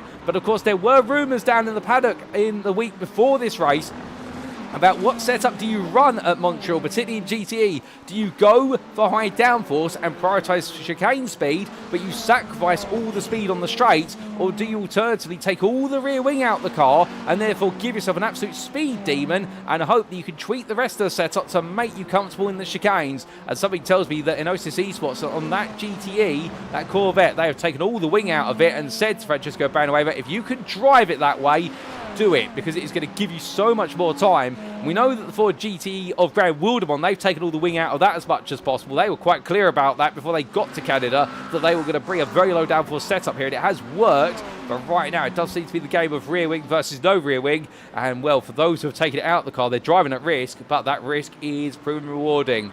As Perry just tucks back in again, and riding on board here, we'll get an onboard perspective of how that gap opens with the toe. And as they exited the hairpin, the gap between the two of them was 4 tenths. And right now, Barrioneuvo is just pulling away here in the draft. In the fact that Perry, he has got all that slipstream, and that gap has opened up by the best part of 2 tenths there as they make the way onto the brakes. Now into the pits has come one of our drivers. That has become Pedro Luz de Silva as Perry runs it close to the wall. But as he does so, well, we've had to change a leader because there has been a slowdown served for Graham Wildmon coming down the start finish straight after cutting the chicane. And Hayden Miller moves into the lead here for Phoenix Racing Blue. A small error, but it could be crucial as they now head towards the end of the 40th minute of racing. We've yet to see our GT leaders pit. They are pushing these fuel tanks to the maximum. None of them wants to come in and risk potentially getting caught up in traffic as Miller there makes contact with the wall. He's got to be careful. That was flush that time, but any harder than that and at an angle, that could be into the pits before he knows it for damage. But this battle right now for GTE victory is going to go down to the wire. And meanwhile, as we do look to William Humphrey, and Chris Jennings is right in front of him. These guys in GT3, well, Humphrey has pitted. He's the leading stopper in the GT3 category, and he is well at the back of Jennings as much as he can, and Robin Pound is just in front there, but this is going to be frustrating for Humphrey, because right now he's trying to pull off a strategy to close down Derbyshire, but with all this in front of him, this is going to cost him time. Sam Derbyshire is still out there, just enjoying his time out on the circuit. In fact, he's just come into the pits. As soon as I say that, Sam Derbyshire, I think, has been told by the Phoenix Racing Blue team, come in, Sam, you can take the lead back here because your rival is caught in traffic. And Humphrey goes up the inside of Chris Jennings in towards the turn 10 hairpin. We catch the subsequent result of it, and as they make the way out and up towards turns 13 and 14, William Humphrey right now will know that this could have just changed the outcome of the race a little bit with the way he's come out into the traffic. We will see, meanwhile, as Graham Wildmon and Tim Perry both go into the pits in the GTE top 4. So right now those fuel tanks have gone the distance. There goes Sam Derbyshire, but as we look to the blimp camera and see him making his way on down, where is Humphrey? Pounding us into the pit lane. We're still waiting for William Humphrey to make his way along, and I think we're going to miss William Humphrey. There he is, and well, Sam Derbyshire emerges as your leader. He is leading again, and that gap has reopened to the best part of 5 seconds here, if not more, almost 6 seconds, and Sam Derbyshire has control of the lead of the GT3 race. Graham Wildmon, meanwhile, he's been serviced. He pulls out of his pit box. What about Tim Perry? How much further behind? Not too far behind, but that gap will brush out now to the best part of probably about 3 seconds as they get themselves back up to speed. Hayden Miller and Francisco Barrioneuvo, surely they've got to be thinking about coming in at the end of this lap. So we'll see them most likely coming in, and then it's going to be who had the best pit stop. Wildmon had a slightly quicker stop from compared to Perry. He was half a second faster stationary. In fact, a whole second. Let me correct myself there. Whole second faster stationary time and the same end-to-end. So Wildmon has been saving fuel. He'll be hoping it's enough to bring him back out ahead of Barrioneuvo and Miller. But when that happens, then it'll come down to the traffic, of which Wildman's already got Rhys Saunders right in front of it in the 84. And, well, he's going to catch up to gradually. He'll be hoping he catches him come the exit of the hairpin and could just blast his way on past. Otherwise, it will be Graham Wildmon who's going to have to be a bit of a missile into the braking zones to get it done. And as his supporters in the YouTube chat have said, the infamous military video, the missile knows where it is because it knows where it isn't. And Graham Wildmon right now knows where the lead is because it is where he isn't. And as he makes his way out of the corner, he is on a charge. But Miller's into the pits. Barrioneuvo is into the pits as well. 18 minutes left on the clock. They made the fuel tanks go as long as 42 minutes. But right now, it is the moment of truth here on strategy. Can Graham Wildmon get back ahead? We look to the blimp camera here as it makes its way along. Perfect view to see the start finish straight. And right now, they're both sat there. Wildmon, meanwhile, making his way through the chicane. He's still on the back of Saunders. He'll gain a bit of an overspeed here as they make the way down the start finish straight. But can he clear Saunders in time? There goes Miller. It's been a quick stop. 12 seconds stationary to Wildman's 13. And as Miller makes his way out to turn number 1 and 2, he takes the lead back. Miller leads the race. Francisco Barrioneuvo just comes out ahead of Graham Wildmon as well. Wildmon has lost the lead as a result of strategy And also a slowdown penalty before he came into the pits. And now it's going to come down to here. Wildmon's got to put the pressure on as quickly as he can. Because for Barrioneuvo and Miller, they will need a lap to get the tyres back up to temperature. And after that, it is a free-for-all here all the way to the end. But Hayden Miller right now, he was in a similar situation in what was the motorsport circuit only the best part of 10 weeks ago, where he made the strategy count. He got into the lead by 2.5 seconds. And now he's back there again. But can he clutch it up? Or will it all fall away? We will see. It's not long to go, but goodness me, it's going to be a close race all the way to the end, no doubt about it. And that's just your top 4 in GTE. As meanwhile, Nick Stubb finds himself right behind Justin Noel for 8th place in GTE. There's fights everywhere you go here on strategy. And it's going to be intriguing to see what exactly plays out. As that's going to be a move up the inside. Nick Stubb there catches just Noel napping. Noel goes very deep. And as he does, he lets his teammate Archie Williamson through. And I think Williams there right now just trying to move a bit forward here, all over the back of Ashley Brooks' car, albeit not for position. As you can see here, well, just I think, considering bump drafting his GT3 teammate, and they're realising that might be a bit dangerous. He's got a black flag as Justin Noel. Oh, goodness me. Now, was there a tiny tap between himself and his teammate? If so, that might have mandated it, but Justin Noel has picked up a black flag. That's going to be a trip to the pit lane for what will be a drive-through penalty at least, and that's going to put him outside of the top 10 of GT Surely, and that's going to promote Matthew Bacon, and it may bring James Bostock into it here. He is 20 seconds further behind, but depending on how long it is end-to-end in the pits, it is somewhere around the region of 25 seconds just driving through. Bostock may yet have an opportunity to take a top 10 here in GTE, and he'll be absolutely pleased with that, given the fact that he's been learning this GTE machine from the start of the season. He's never driven the GTEs until this season, and right now, he absolutely loves them, and he wants to learn them week in, week out. But more black flags. We've got one for Andy Chell. We've got a yellow flag for Dalton All for track limits, where he's going to serve a slowdown. The GTE class right now definitely coming alive with slowdown penalties and also drive-through penalties. But hopefully that's not a sign of things to come in the championship fight, because if so, we don't want things done on penalties. We want to see it on classic racing action. But meanwhile, as Harvey Wheeler tries to close down Matthew Croft, this will be for 7th place in GT3. And Wheeler here right now using all the grass and a bit more tarmac there in order to try and find his way into the second of the chicanes. That's a very inventive way to try and do things. Right now, it's not going forward for him, and Matthew Croft just seems to have a bit of an upper hand as they make the way down towards the next heavy braking zone. What we can definitely tell you is that right now Wheeler is throwing everything at this one. He wants the 3WR team to gain a few more points, as behind Dean Sheesby is 10 seconds further adrift. And with a slowdown penalty, that gap is going to increase just that little bit more. As hold on a second, Hayden Miller makes his way out the World Championship chicane. He's got a slowdown penalty here. He's going to have to serve that. I presume he'll serve it into the Raj Descender. And with Barrioneuvo and also Graham Wildmon close by. Well, they've got traffic in front of them. Wildermon's trying to take a peek here. He wants second place back. Miller's got to burn that penalty, and it's going to get very crowded here into turn number 3. Miller's serving it. He puts himself in the middle of the road, so he's got it out of the way. Barrioneuvo wants the flatline racing machine out of the way. It steps aside, and as it does, there's Wildmon. He comes up through as well. Tim Perry, meanwhile, also clears them. It's pandemonium as he cuts his way in between 2 GT3s into turn number 5. You don't do that, but he does so. Perry's on a charge here. They've all got the bits between their teeth. Thomas Fuse nowhere near this fight. He won't be getting involved, but right now, Miller, well, he's had a scare, but thankfully some traffic has given him a bit of a breathing line.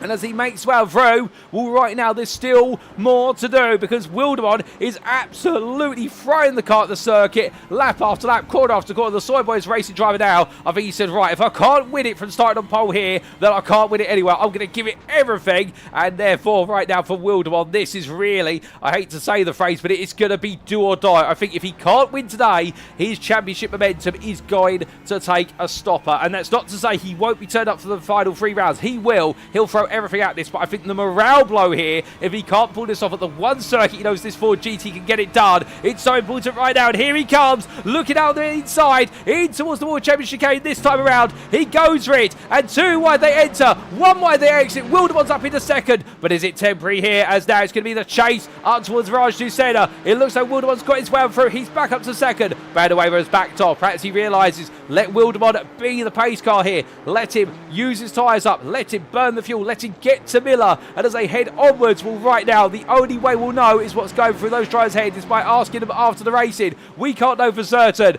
And right now, Hayden Miller, what's going through his head, well, Lord only knows. 2 seconds up the road, I think the mental pressure must be absolutely building up to a paramount peak as he tries to lead this race to the close. Coming on through, Tim Perry still 1.5 seconds back here. This top four of the GTE class, they have been this close, if not tighter, over the entire distance. And this has been the running theme ever since round number 2, in the fact that it has been at Wildmon and also Barrioneuvo initially, but then Hayden Miller and Tim Perry have become extra actors in this. Let's not exclude your tertiary actors of Thomas Pugh, nor Aaron Stitchbury, but they're not close enough in this today to really play an active role. And with 12 minutes to go right now, well, we've still got plenty of laps to be turned here in Canada. And one question's got to be answered at the end of the day, which is who's going to be your winner. And we'll find out at the end of it, no doubt about it. But they're going to keep us entertained every step of the way. But onwards they go then towards the next lap very soon. And as they do, we look back to Archie Williams, meanwhile, down 11th place in GT3, who continues to chase after Brandon White. But in front of him is Andy Chell, the GTE driver, on the same lap as him. And therefore he's going to try and find a way to get on past sooner rather than later here, as these drivers make the way on around. He knows a top 10 finish is just around the corner for him if he can find it. But as he heads onwards, well, meanwhile, we've had an incident for Martin Kenyon, and Justin Noel's been involved in a bit of an incident as well. There he is. Where is that? As the GTE driver's gone round, I believe that's on pit entry there. It's gone round. So at the World Champion chicane, Martin Kenyon's been caught up in something as well. Was it together for the two of them? Maybe. We get a quick replay.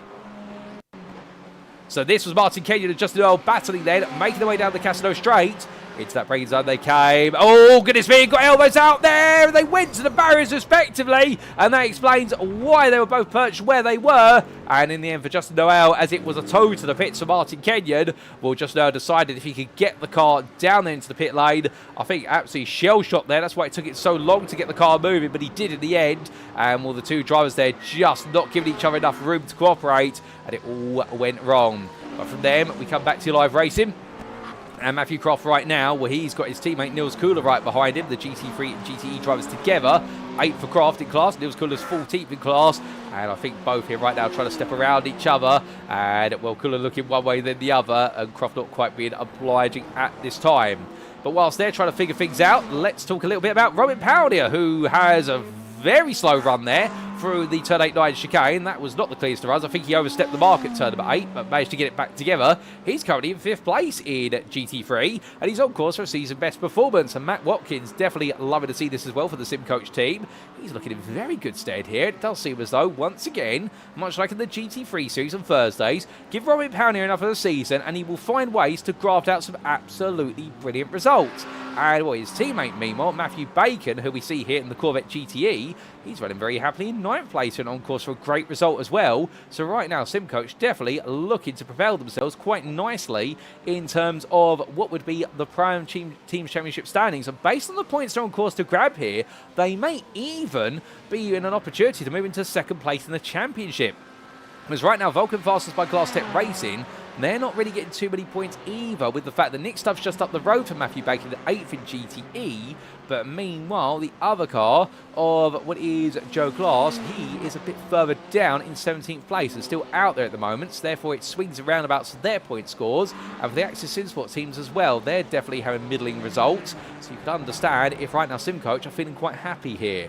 But meanwhile, we do look back to your leaders in GTE, or your 2nd place fight, we should say. And this is getting very close and uncomfortable, as that's Ale Torres diving up the inside of Andrew Martin. So you notice his esports driver there, who's 3rd place in class. He wants to try and make sure he goes back up to William Humphrey, who finds himself in the BMW lurch on the outside. Sam Derbyshire, there's your leader, and then there's Humphrey. But right in front of him are the two GTE 2nd place runners of Barrioneuvo and Graham Wildmon. Wildmon looks up the inside there, putting the mental pressure on Barrioneuvo as much as possible. Hayden Miller right now is 3 seconds clear, and something tells me that Barrioneuvo right now said, right, you know what, forget the win. I need to make sure Wildmon does not pass me, and therefore I increase my championship lead just that little bit more. And Wildmon right now is throwing everything at this to try and find a way through. And Perry has fallen back to 2.5 seconds behind, but I suspect that's just as much the traffic as it is potentially pace challenges. As we take a quick sip of water there, and we may need to do so a few more times here with the time that's remaining. Well, definitely right now, this sort of knife edge here, this battle for 2nd place in GTE, and Hayden Miller right now, a double 2nd time finish in GTE. That win is getting closer lap after lap, but we won't say he's got it, because we don't want to put the commentator's curse on the man. We'll be just hoping to bring it on home, and hoping that Lady Luck favours him at the 3rd time of drive for this. But as it all continues on here, this is your closest battle on circuit. We are going to stay with it for the time being, unless there's any drama further down. All the other battles right now, drives of two different car classes getting close to each other and exchanging glances.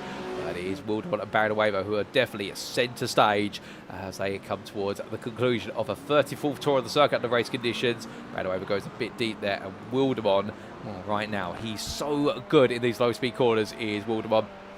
No doubt about it, but the problem is this Corvette just has a little bit of an edge where it matters most, particularly in the initial phase of acceleration, and then when they get up to 5th gear, that's where you can see in the tow that Ford GT just gains so much. But the problem is it's not enough, and then as they sweep their way for the world champions, well, Barrioneuvo has a very poor run. He picks up a slowdown as well, does Barrioneuvo. That's a double whammy, and that is not good news. Wildmon will get ahead then. That's before Barrioneuvo serves the slowdown penalty, so he immediately now switches to serving it. Tim Perry, like a shark to blood in the water there, he knows now he's got to strike with a change between those two. He cuts up the inside there of William Humphrey, second place GT3 driver, who's got Ale Torres right behind him. So Torres has caught up very quickly here, and well, Pugh meanwhile a bit further down the road has picked up a slowdown penalty for his own misdemeanor. That's perhaps a little bit less significant to the battle for the top three of the GTEs right now, but the point being that it is getting very close at the top end of both classes here, and Ale Torres right now would love to take that second place off of William Humphrey, and it would just be even more points to put a bit of misery into all his rivals, none more so than Pedro Luis da Silva, who's the 4th place runner in GT3 and would love to be part of this, but he is the best part of 23 seconds back. He's not close enough to really get into that fight at the moment. And well, unless there's going to be a major incident of any description, or if anybody's underfueled the car, which is always a possibility, something tells me right now Luis da Silva is going to be losing even more ground. But if you're Graham Wildmon now, the problem is you've got to chase down Hayden Miller, who's 3.7 seconds clear. That's off camera, of course. And well, has he got enough to be able to do it? As meanwhile, Ale Torres continues the chase, and we jump on board here with the Mercedes AMG driver for Enosis Esports. Made his way down the Casino Straight. Well, William Humphrey, of course, in a BMW M4 that's almost as good on the straight, albeit it's a little bit more deft in the corners. It's got a lot of rotation in that BMW, but it's also quite an unstable car. Torres close here, doesn't think about the move this time. He's thinking instead, I'm going to put a bit of mental pressure on, also doing the analysis with 5 minutes to go and a final lap. Where is he stronger? Where is he weaker? Where can you maximize your strengths? Where can you minimize your weaknesses? And Humphrey, meanwhile, as he bounces his way between the corners, he just holds his lines and doesn't look to potentially make any mistakes here. Albeit make no mistakes, he cuts his way up the inside there of the GT3 driver from Phoenix Racing Red of Grant Miller. They make the way through, and he gets time as well, because Ale Torres now does not want any cars between himself and the man he's chasing. And well, it works out quite nicely in that time, but it's still in the balance here as the gap opens up for a brief moment. But from them then, we make our way back towards the very front of the field. There is Hayden Miller making his way under the bridge into turns 8 and 9. He comes up behind none other than teammate Sam Derbyshire, the GT3 leader, who's standing in again for Bobby Moss as of this round.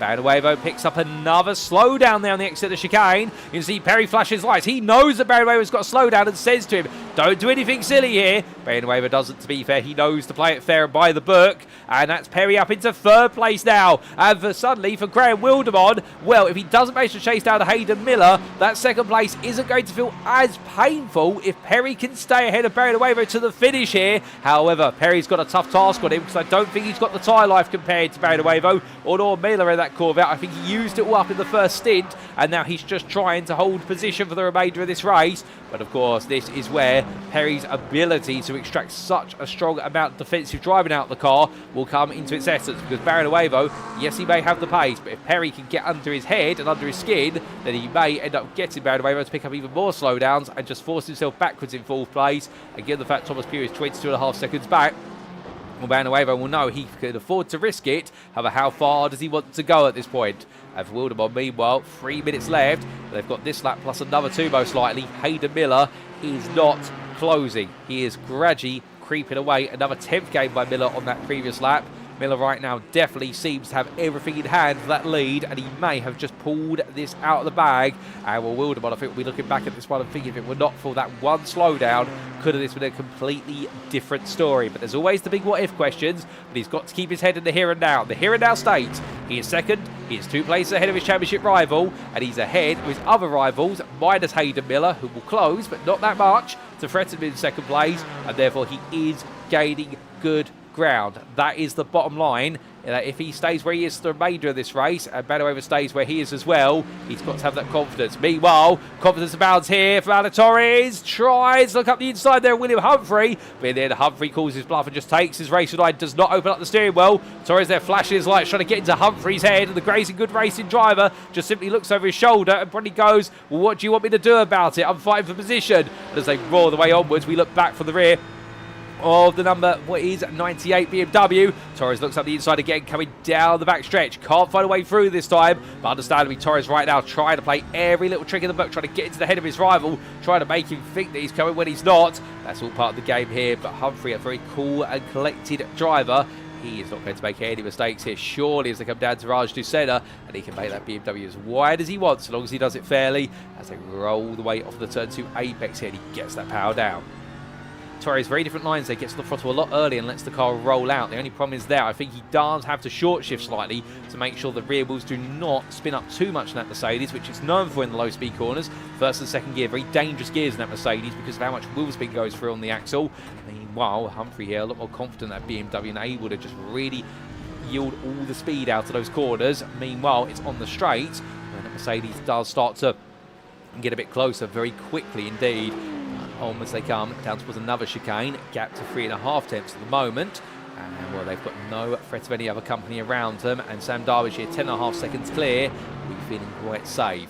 But meanwhile, speaking of feeling safe, Hayden Miller, well, he's got a lot of traffic in front of him here. This could be a little bit of a hair raiser because that's 3 wide right in front of him. That's Simon Hunt battling with Archie Williams for 11th place in GT3, and behind them is Dalton Hall in the GTE. That's a lap down on all of this. It's getting crowded. It gets absolutely too crowded there in the run through the chicane, and in the end, well, Simon Hunt decides to step off, and as he does, well, that's a disqualification immediately for Archie Williams for picking up too many penalty points. And as they make the way down, Winston points, I should say, well, Simon Hunt there yields. Your leader in the GTEs makes his way through, and now Graham Wildmon's got to pick his way through, so that's worked out in a way for what is Hayden Miller as he goes on to the final lap of the race. Going back to the battle for second place in GT3, Torres up the inside. Humphrey was not clear enough, and as they come through, rubbing doors there, in towards turn number 2 they go, but Humphrey's still on the inside.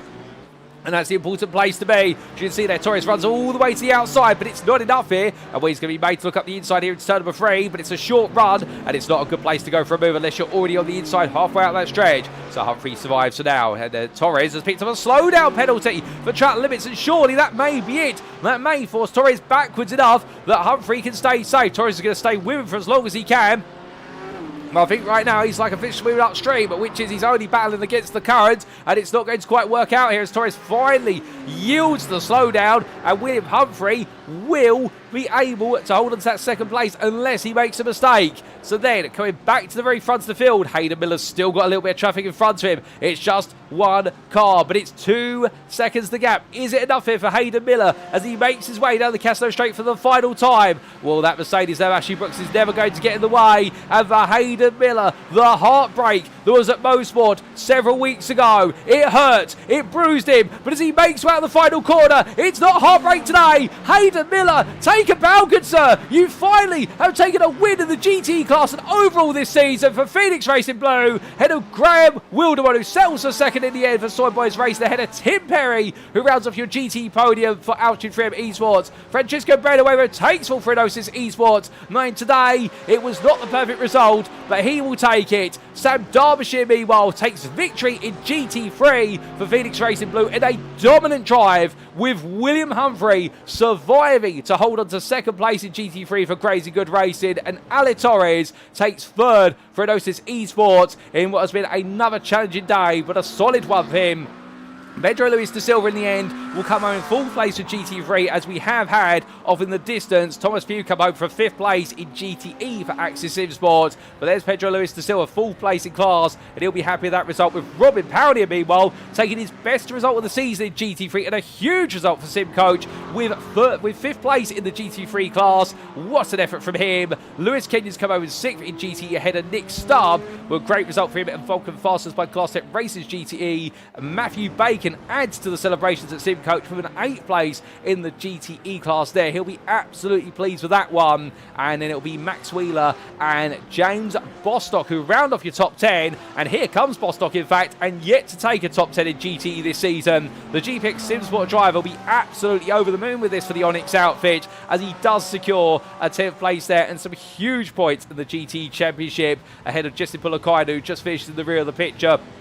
And I believe with that, ladies and gentlemen, that concludes all of your finishers on the lead lap, and indeed all your finishers in this race. And we should give a shout out as well to Dean Sheesby, who did in the end. Here he is. He did take a top 10 in GT3 in 9th place, just ahead of Brandon White, who in the end the LS Racing driver was able to salvage a top 10 finishing class.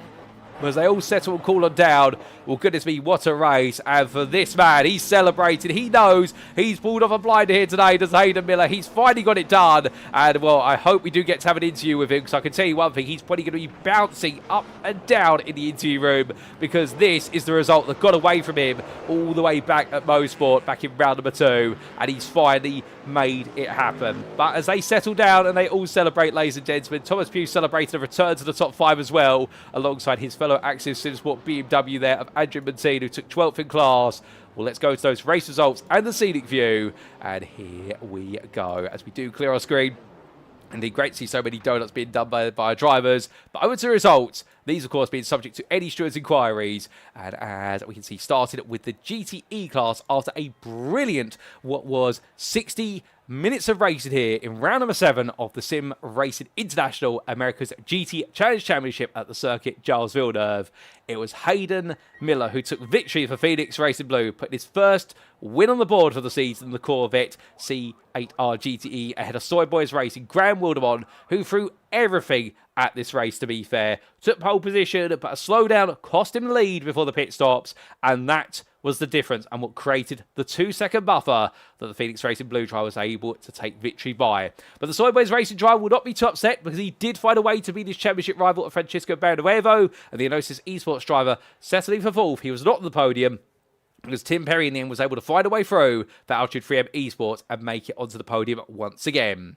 So from that top 4, it was then Thomas Pugh, who was a further 26 seconds behind. But what an effort for the Axis SimSport Lightning driver in the end to take 5th in the BMW M8, a circuit that doesn't quite favour the car, and he was 9 seconds clear of Biltong Bangers Lewis Kenyon. Next up, took 7th there for Vulcan Fasters by Glass Tech Racing, with a solid drive there in the Ford GT, ahead of Matthew Bacon, the SimCoach driver there, rounding off a great day with an 8th place finish. And then Freewheeler Racing, Max Wheeler took 9th, ahead of James Bostock, who has secured an absolutely incredible top 10 finish for the GPX SimSport Onyx outfit. Justin Pulakainu was best of the rest 11th for Panaspec Motorsports Green, ahead of Andrew Montine. When the Axis SimSport Ice Drive, they're being followed up by Rob Mackay for Dexterous Motorsport ZMX, Niels Cooler for Axis SimSport Fire, and Andy Chell for Quatermass Motorsport, with Andrew Montine and Downwards finishing a lap or more off the lead lap. It was 3 laps down for Justin Noel after that huge incident with the wall towards the end of the race, and indeed a nasty incident there, but able to bring it on home for SJS Racing. And we did see there, unfortunately, non-classifications for Dalton Hall for Panaspec Motorsports Orange, also there for Martin Kenyon, Pete Piver, and Iron Stitchbury, with Stitchbury retiring from the race right at the start after that huge shunt for the first couple of corners. We'll then come on to the GT3 classification, and here we can see Sam Derbyshire making it a double victory today for Phoenix Racing Blue, standing in for Bobby Moss, and what a drive from him. Unlike at Sebring, where he put it right at the front of the field, but was chased down, well, here today, he was chased, but he was the best in the race, and taking that victory by 10.5 seconds over William Humphrey. The Grazing Good Racing driver, having to take 2nd, but to be fair, did so with absolute welcome arms, because Ale Torres was right behind him all the race until he wasn't at the end, with that slowdown penalty making the difference. The Enosis Esports driver then taking 3rd, but still extended his championship lead. He won't be too upset about that when he sees the bigger picture, ahead of Pedro Luis da Silva, who took 4th there for GPX SimSport Onyx.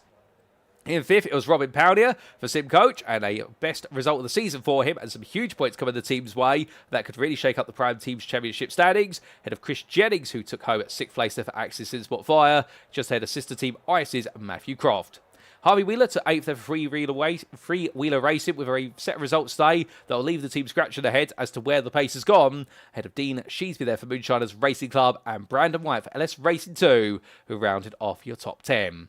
Simon Hunt for QMS Motorsport completed a run to the best of the rest in 11th and was the first GT3 driver a lap down from the race winner, ahead of Rhys Saunders, who struggled today, and that early spin cost him dear after a difficult qualifying session.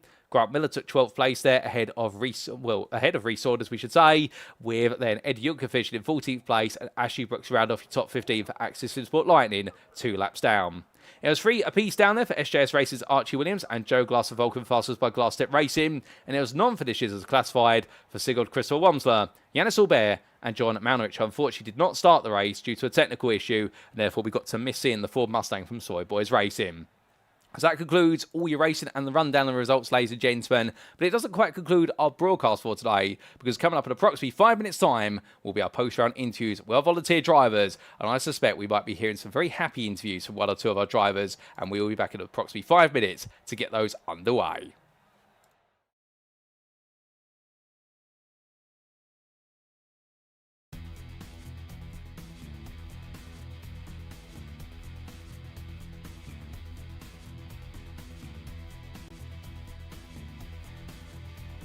Of the green flag, and there we go. Tristan immediately getting the jump on his teammate Luke Lucchese, and he's going to have to go the long way around the outside. It's not done yet because Luke will have that favoured inside line going into turn 1 side by side.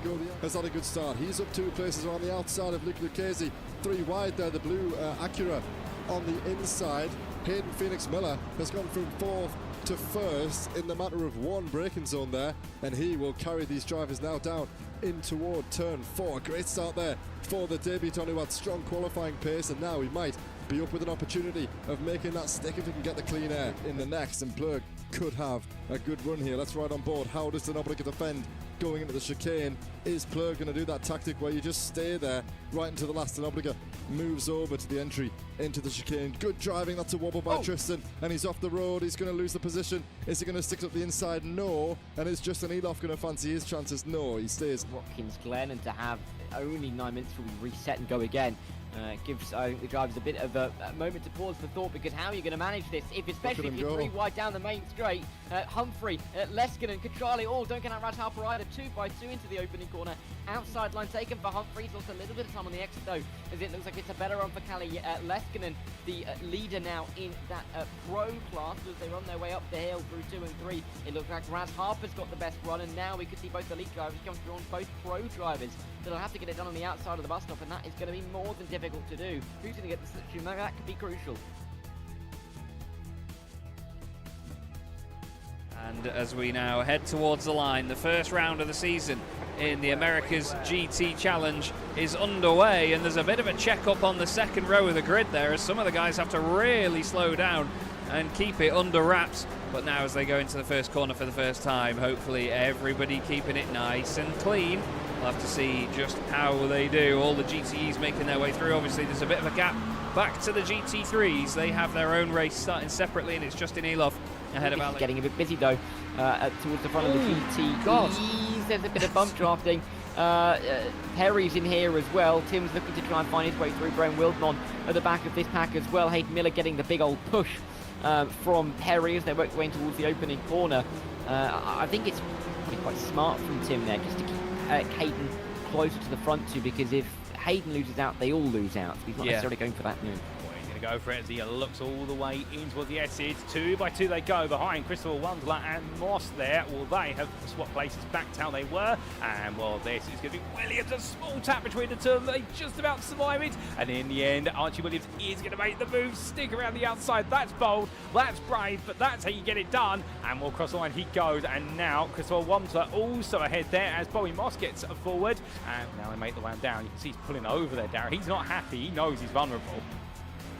He does. He's just defending that inside line. He knows it's difficult to walk around the outside into the S's. Barrioneuvo is going to try it though. He's got a great run, and he's already passed. He's already passed before we get to the corner. Easy as you like. And Wildmon can do absolutely nothing to defend there. The exit wasn't too poor from the Ford Mustang, but there's too much pace in that Corvette in the straight line. And Barrioneuvo just waits bye-bye. Easy for the 77.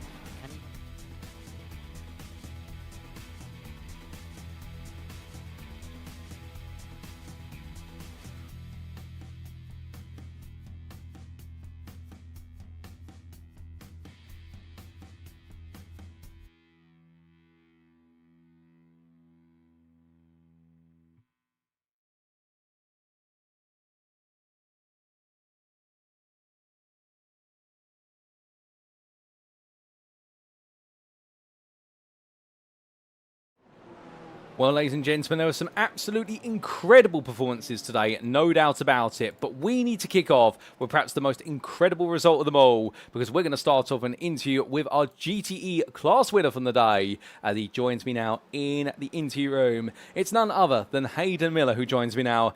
Hayden, how does it feel to have finally taken the win that eluded you at Mosport all those weeks ago? It feels satisfying. Feels good. Yeah, I definitely wasn't expecting it. This wasn't the weekend I was expecting. Going in with little practice, obviously no setup for a while, so I just winged it and stuck on a track that suited these characteristics. But you wouldn't think it would. But yeah, definitely paid off. Obviously, I looking at the Guy 61 times yesterday, I knew I was going to be up there, but I wasn't expecting to be this fast compared to them. I was just chatting to them now. I thought they were fuel saving the entire race on like a high engine map.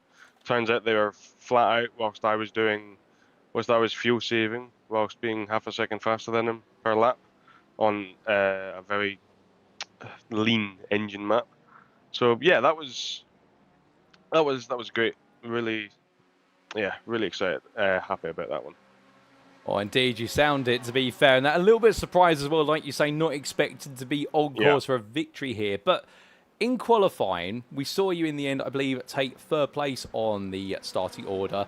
I mean, were you happy with that lap, or did you feel as though there was a bit more out there? I was happy with that. I had no complaints about that lap. I went faster than what I was expecting.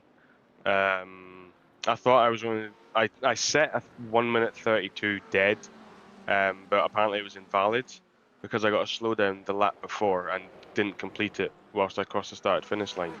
And then I realised halfway around the lap I had my delta on my optimal lap. So I thought I was only 0.2 up, a tenth and a half up on my session best. Turns out I was like 3.5 to 4 tenths up on that lap time. So it surprised me, but yeah, I'm not going to complain about getting a P3, even though this is a very qualifying ski around this track. But yeah, no complaints, happy with that lap. Well, a very happy lap then, and again, a very strong lap. So coming into the race, you talked only moments ago about the fact, surprised yourself a little bit with the way the leaders were racing, the fact you were able to save some fuel and really work strategy. So on that basis, we look back at some of the early pictures of you fighting with Thomas Pugh. Did it mean that you had to reevaluate your strategy early on? Because suddenly you've gone from a position of, I'm not expecting to be there with them, to a position of, you know what, I seem to have all the cards in hand here. I was completely shocked on how different it was today than 2 weeks ago on, I wouldn't say driving standards, just overall aggression, lap 1, lap 2. Obviously, in these endurance, you want to keep it calm. You don't want to get into crashes early on. You want to get into a rhythm nice and early. Keep those lap times nice and consistent. So when Tim almost had me on the grass going into turn 1, I was shocked by that. Obviously, we didn't kill each other. We didn't give anyone any damage. So obviously, there's no hard feelings. But it was just unexpected. And the same with Thomas. I was really caught out by Tim and Thomas's defending, but I got past them in the end. I already knew I was just going to get held up a lot by Thomas, and it paid off. I got past Thomas and was stretching a gap by a second a lap, if that, maybe a bit less, catching the leaders. So I was happy with that. Found my rhythm nice and early. Tucked into a slipstream when I could, and yeah, that was it. Just kept on going until I could go 2 laps longer than the rest of the queue. Well, it worked out nicely, although fair of you to mention about the surprises from the earlier aggression from everybody. So, strategy in mind, you go a couple of laps longer than everybody, you come into the pits, and then you re-emerge, and suddenly you're leading the race. At what point did it click, you know what, we could be on course for doing it now? When Graham took flight over the chicane, that's when it clicked for me, because he got a slowdown for that as well. I was catching him anyway, but yeah, that really did it. And then when I realised I was 2 seconds in front of him, and then when he pulled into the pit lane, I actually was looking in my rearview mirror coming out the chicane to see if he would box, and he did. And then I crossed the finish line, and I looked at my fuel, and I still had 2.5 laps left of fuel. So I was like, this is going to be awesome. I just needed to not. I was constantly looking at my relative, looking at the data, track map, etc., to see if I was going to get caught into any traffic, GTE or GT3 traffic. And luckily I didn't. So yeah, it was just clean 2 laps, straight into the pits. I think I fueled 27, 28 litres, and then back out again, 2 seconds in the lead. So yeah, can't complain. Well, no complaints, and in the end, the fight for second started to take a bigger priority for Graham Wildmon, Tim Perry, and also Francisco Barrioneuvo. But for yourself, constantly kept the gap at a comfortable 2 to 4 seconds to the very end. And just take us through that feeling on the last couple laps, because I can imagine there must have been a lot of nervousness, and then suddenly that checkered flag comes around the final corner. Surprisingly, no, not a lot of nervousness at all. Actually, it's all about, if you get nervous, you start to make mistakes. You want to push the car more to get across that finish line faster, especially with how twitchy and sketchy these GTEs are on the rear end, especially the Corvette. You really want to keep calm, keep focused, which I've learnt from the GT3s and the earlier race of this season. If you make one mistake, there can easily be a GT3 right ahead of you, or someone overtaking you in the rear, or who knows, there could be a crash ahead of you. So if you're nervous, you start to get distracted. You pick up on too many things. You're worrying about people you shouldn't be worrying about. So realistically, those last couple of laps, I was just focused on my braking points, my throttle points. I was in the rhythm, so I didn't really have to gauge. I was just doing it, muscle memory.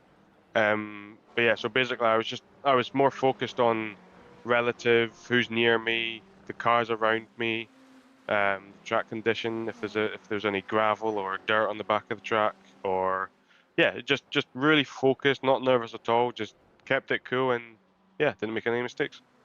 Well, cool as a professional there, no doubt about it, and really appreciate your insights, Hayden. And of course, it's a first win of the season that's come quite late on. There have been other opportunities, but you finally made it happen. So I've got to ask, 3 rounds remain. Can we expect more wins before the season's over? Hopefully, is my answer. Hopefully, I think I have a setup for all 3 tracks. I'm not sure about that. I'll have to double check. But hopefully, I keep the same pace.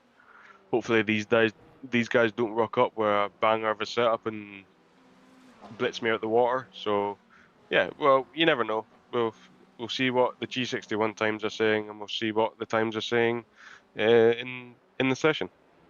Oh, 100%. And thoughts on our next venue, of course. We head to Long Beach, the very tight street circuit as well.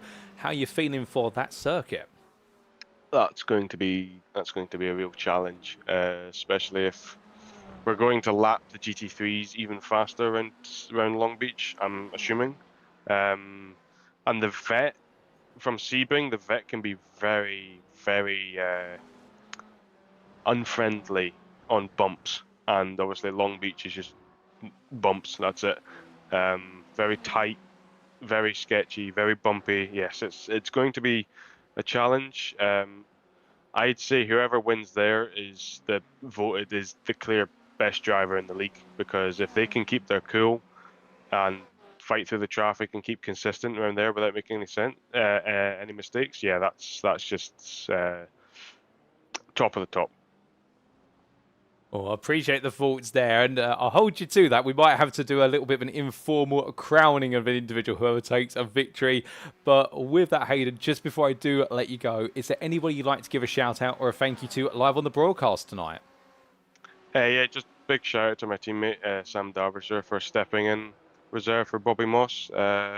Doing a great job as always, turning up, not having a negative attitude towards them, towards the league. Turning up, doing what he's needing to do. Thankfully, it was a 10.5 second gap win, keeping his cool, not making any mistakes. Yeah, couldn't ask more from him. Oh, absolutely brilliant. And with that, Hayden, we'll leave it there. But a double victory for Phoenix Racing Blue. But personally for you, a brilliant drive to your first win of the season. We look forward to more for yourself in the remaining 3 rounds, including that Long Beach in a week's time. But until then, savour the moment and have a great rest of your evening. You too. See ya. So here and there, ladies and gentlemen, from a happy and a bit surprised Hayden Miller. The Phoenix Racing Blue driver there, being honest in the fact that he came into this round not expecting to be on the pace of his rivals as closely as he had been, but then suddenly was able to turn things around when in the early stages of the race he noticed that everybody else was fighting fiercely, whereas he was having the opportunity to save fuel and manage the car, and that in the end was the difference. He was able to stay nice and close to the leaders who were so close in the fight, albeit he had to work very hard, as we've seen in the pictures in the background, to find his way past the Axis Sport BMW M8 of Thomas Pugh. But once he had, this race was started to come together, and in the end he admitted as soon as he saw the slowdown for Graham Wildmon just before they started to come into the pit, he knew that he'd saved enough fuel, he would take the lead come the end of the pit stops, and then he would be in control. And, well, saying in the final couple laps, just keeping cool and just treating them like any other lap, not putting himself under any more mental pressure. He really is professional about it, is Hayden Miller, and something tells me this may not be the last time we see him on the top step of the podium before the season is over. But with that, ladies and gentlemen, more interviews to come. We've got another interview coming up very shortly.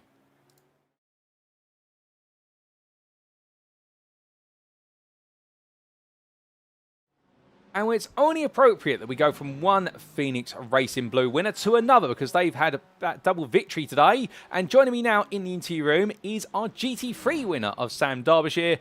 Sam, good evening to you. And, well, this must feel quite special, the fact last time out at Sebring, you were a monster in qualifying, but it all seemed to go in the wrong direction in the race. Here today, you were a monster in qualifying, and it all went in the right direction in the race. Yeah, I didn't really expect it. I've done my practice was the practice for this session, so it was a good effort. Yeah, I really didn't expect it to be that clear in qualifying, and then in the race it was just a matter of managing and fuel saving, so it was good fun. Just to double check, you've had the car taken to the scrutineers and they haven't found anything wrong with it, because just to turn up and do the practice and then take pole by 6 tenths, I mean, what was the secret, man? Good Lord! I don't know. We came here in the Thursday league, albeit I was in the Corvette, so I was on pole there. I was a bit disappointed to be 4 tenths off my pole time from there, if I'm honest. But yeah, it was just relatively easy. I really did think people would be quicker, but I guess people don't like the walls. So.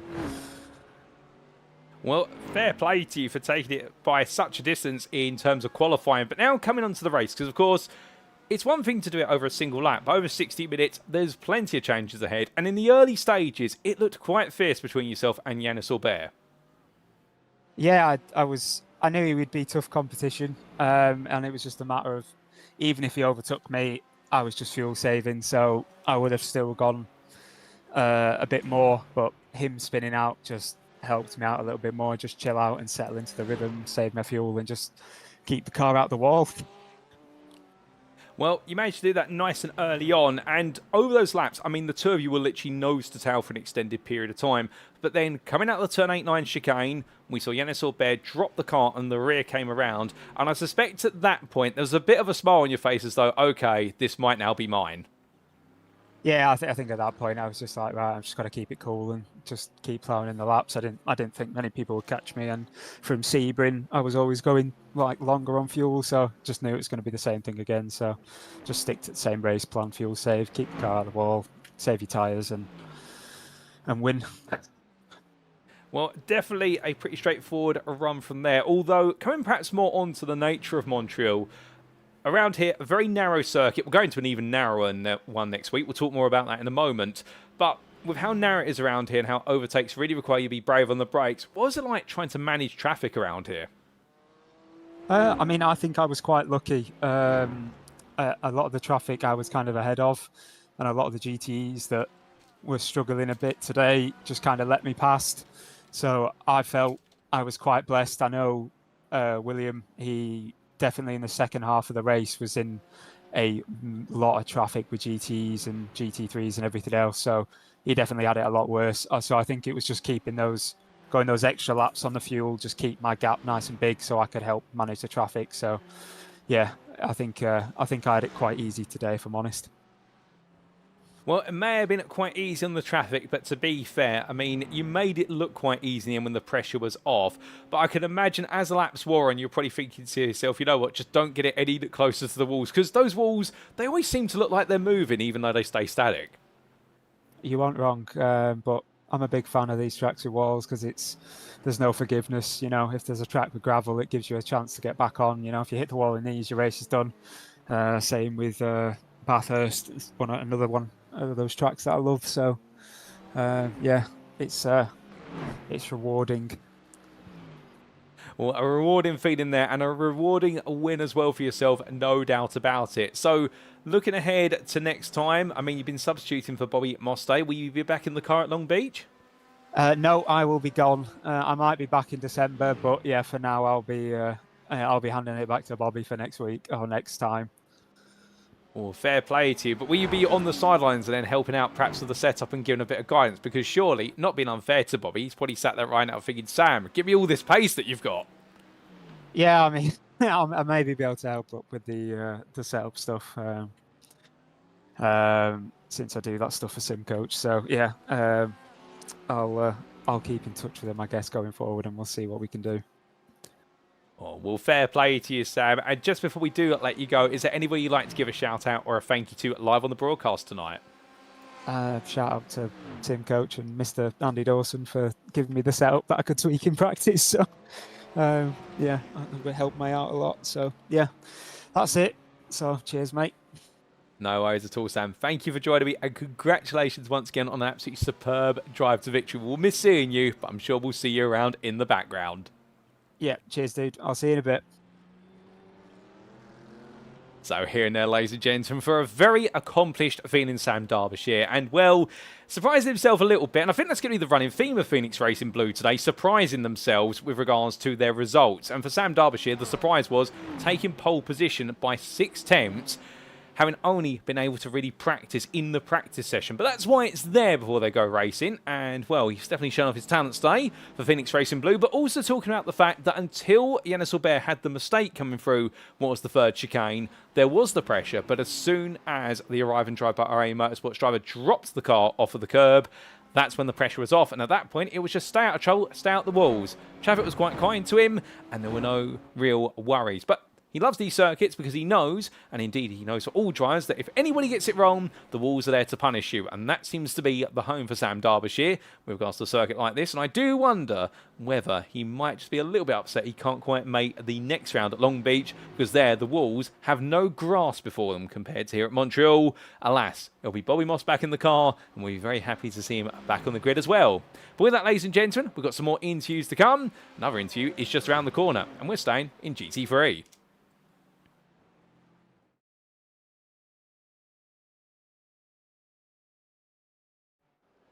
So if we interview the winner of what is GT3, it's only fair perhaps we should come to the runner-up in GT3. And joining me now in the interview room, I think, is going to be a very happy feeling William Humphrey as he joins me. Good evening to you, William, and what a drive for yourself today. It may not be the win, but I think something tells me you're going to feel as though that is a win. Second place, and then held off Ale Torres for the best part of 10.5 minutes in the final laps of the race. I mean, just take us through how you're feeling. Tired mostly after that one. That was a long race. I know it was only 60 minutes compared to where we normally do 90 minutes every now and again, but it was a long race. I hadn't done any practice, so I literally just whipped up a random setup for practice, for the practice session, and then I just kind of took a dive with it and went for it. Screwed up qualifying, so I started P5, and then I just kept it clean, watched people spin all around me, especially Yannis spinning in front of me. That was both eventful and the scariest moment of the race, and it was just about getting through cleanly and not hitting any walls or anything like that, which I eventually did do in my second stint, which I think actually cost me a chance of fighting with Sam for the win. But happy with P2 considering everything that's happened, and I would normally say bring on the next race, but it's Long Beach, so I don't know if I want to do that one or not. Well, we'll talk a little bit more about Long Beach in a minute, but with regards to your performance tonight, I mean, obviously, qualifying just one part of the story, but track position quite important here. A 5th place in qualifying, something tells me you may not have been that happy with the lap. No, not at all. I had a 33.9 in me on my final lap, but I managed to get 0x to the Wall of Champions, which meant my lap was invalidated. It meant I would have started P2, and I maybe could have done something with Sam throughout the end of the race. But I think at the start, Yanis just had the pace there, so he probably would have got me anyway. I actually think starting P5, and even if it was P4, might have been a blessing in disguise, because it meant I could avoid some of the melee that happened. But it's always better to start near the pack to see what you can do. Oh, 100%. And in the end, you're able to survive a little bit of the madness in front and then start to work your way forward.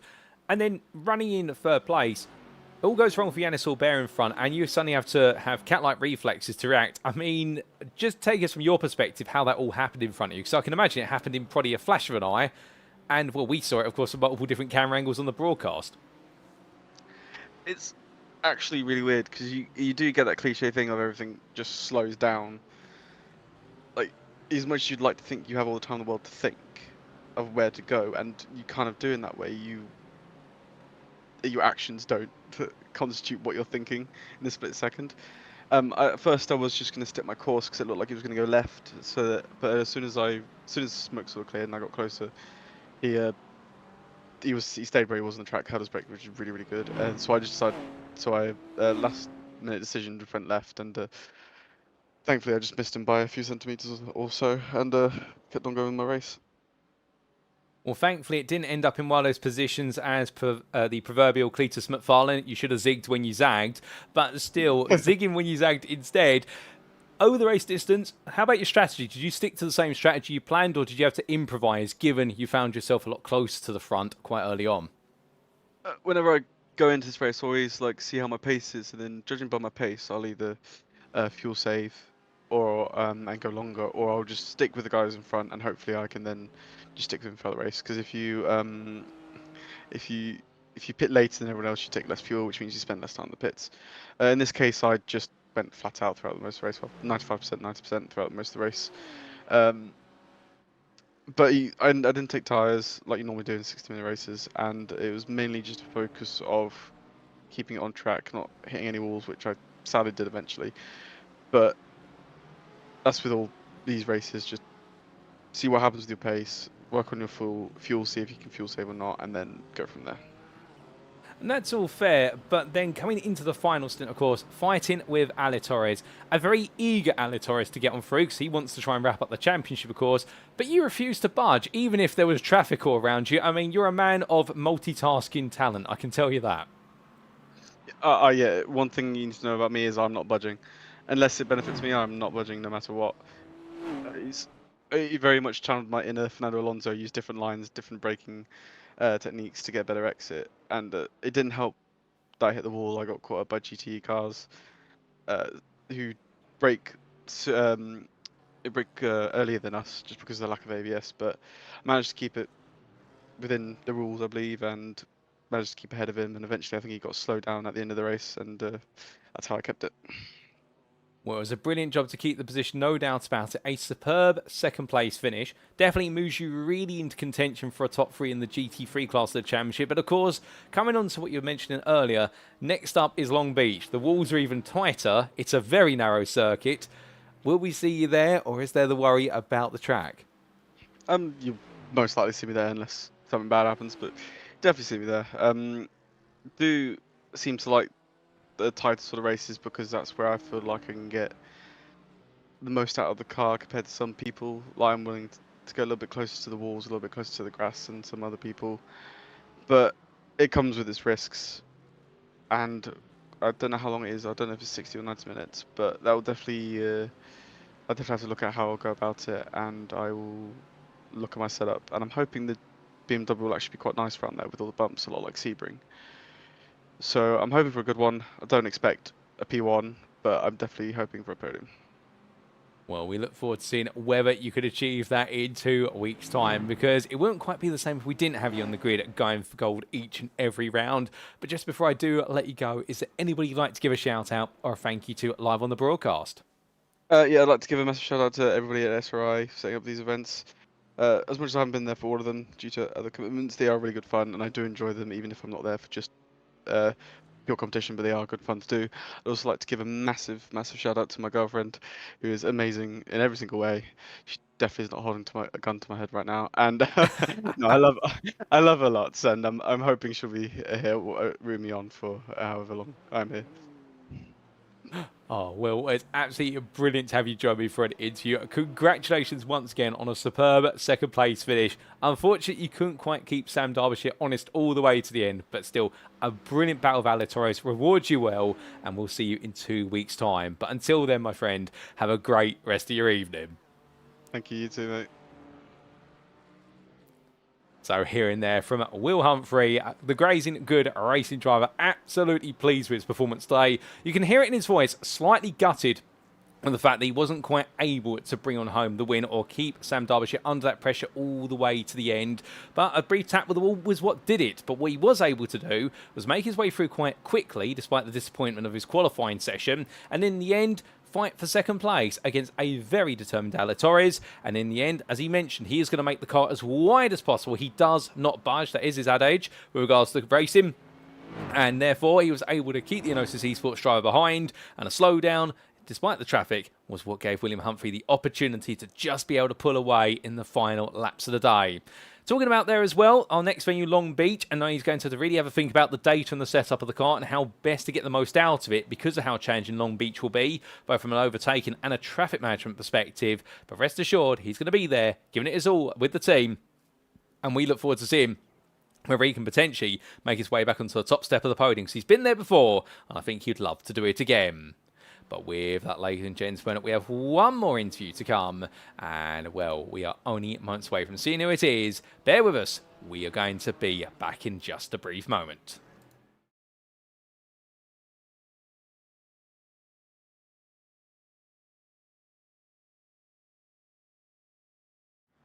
And well, ladies and gentlemen, to continue the theme of winners and runners-up, we come back to the GTE class, and joining me in the interview room for our final interview of this evening is none other than Graham Wildmon from Soy Boys Racing. Graham, thank you for your patience, and goodness me, what a race it has been. Have you had enough of a chance to cool down yet? Because I can imagine you must have been absolutely sweating in that Ford GT. Yep, got up, walked a lap, calmed down a little bit, sat back down. We were looking at some of the incidents there in the waiting room, but yeah, it was quite a race out there. Oh, 100%. And I mean, you delivered some absolutely incredible entertainment throughout. But let's start off with a huge bit of entertainment. You said to us 2 weeks ago you fancied your chance here at Montreal and you would get the most out of the Ford GT in qualifying with only effectively 2 laps. You put it on pole and then decided to drop the microphone and say, I don't need another 2 laps, and then went out there anyway when everybody else was done. How was that qualifying session? Honestly, I was expecting more. Looking at Garage 61 this week, Tim was actually pretty much neck and neck with me with lap times. The session today, the track wasn't particularly fast. I think we ended up being about a half second off our personal best. But yeah, they couldn't find the pace in quali. I did a strong lap, and I figured they were going to go out again because our fastest lap is our first one. But they never went back out, and I was able to find another 10th and a half or so. So it definitely felt like a bit of a mic drop. It was a good feeling, but unfortunately we couldn't capitalize in the race.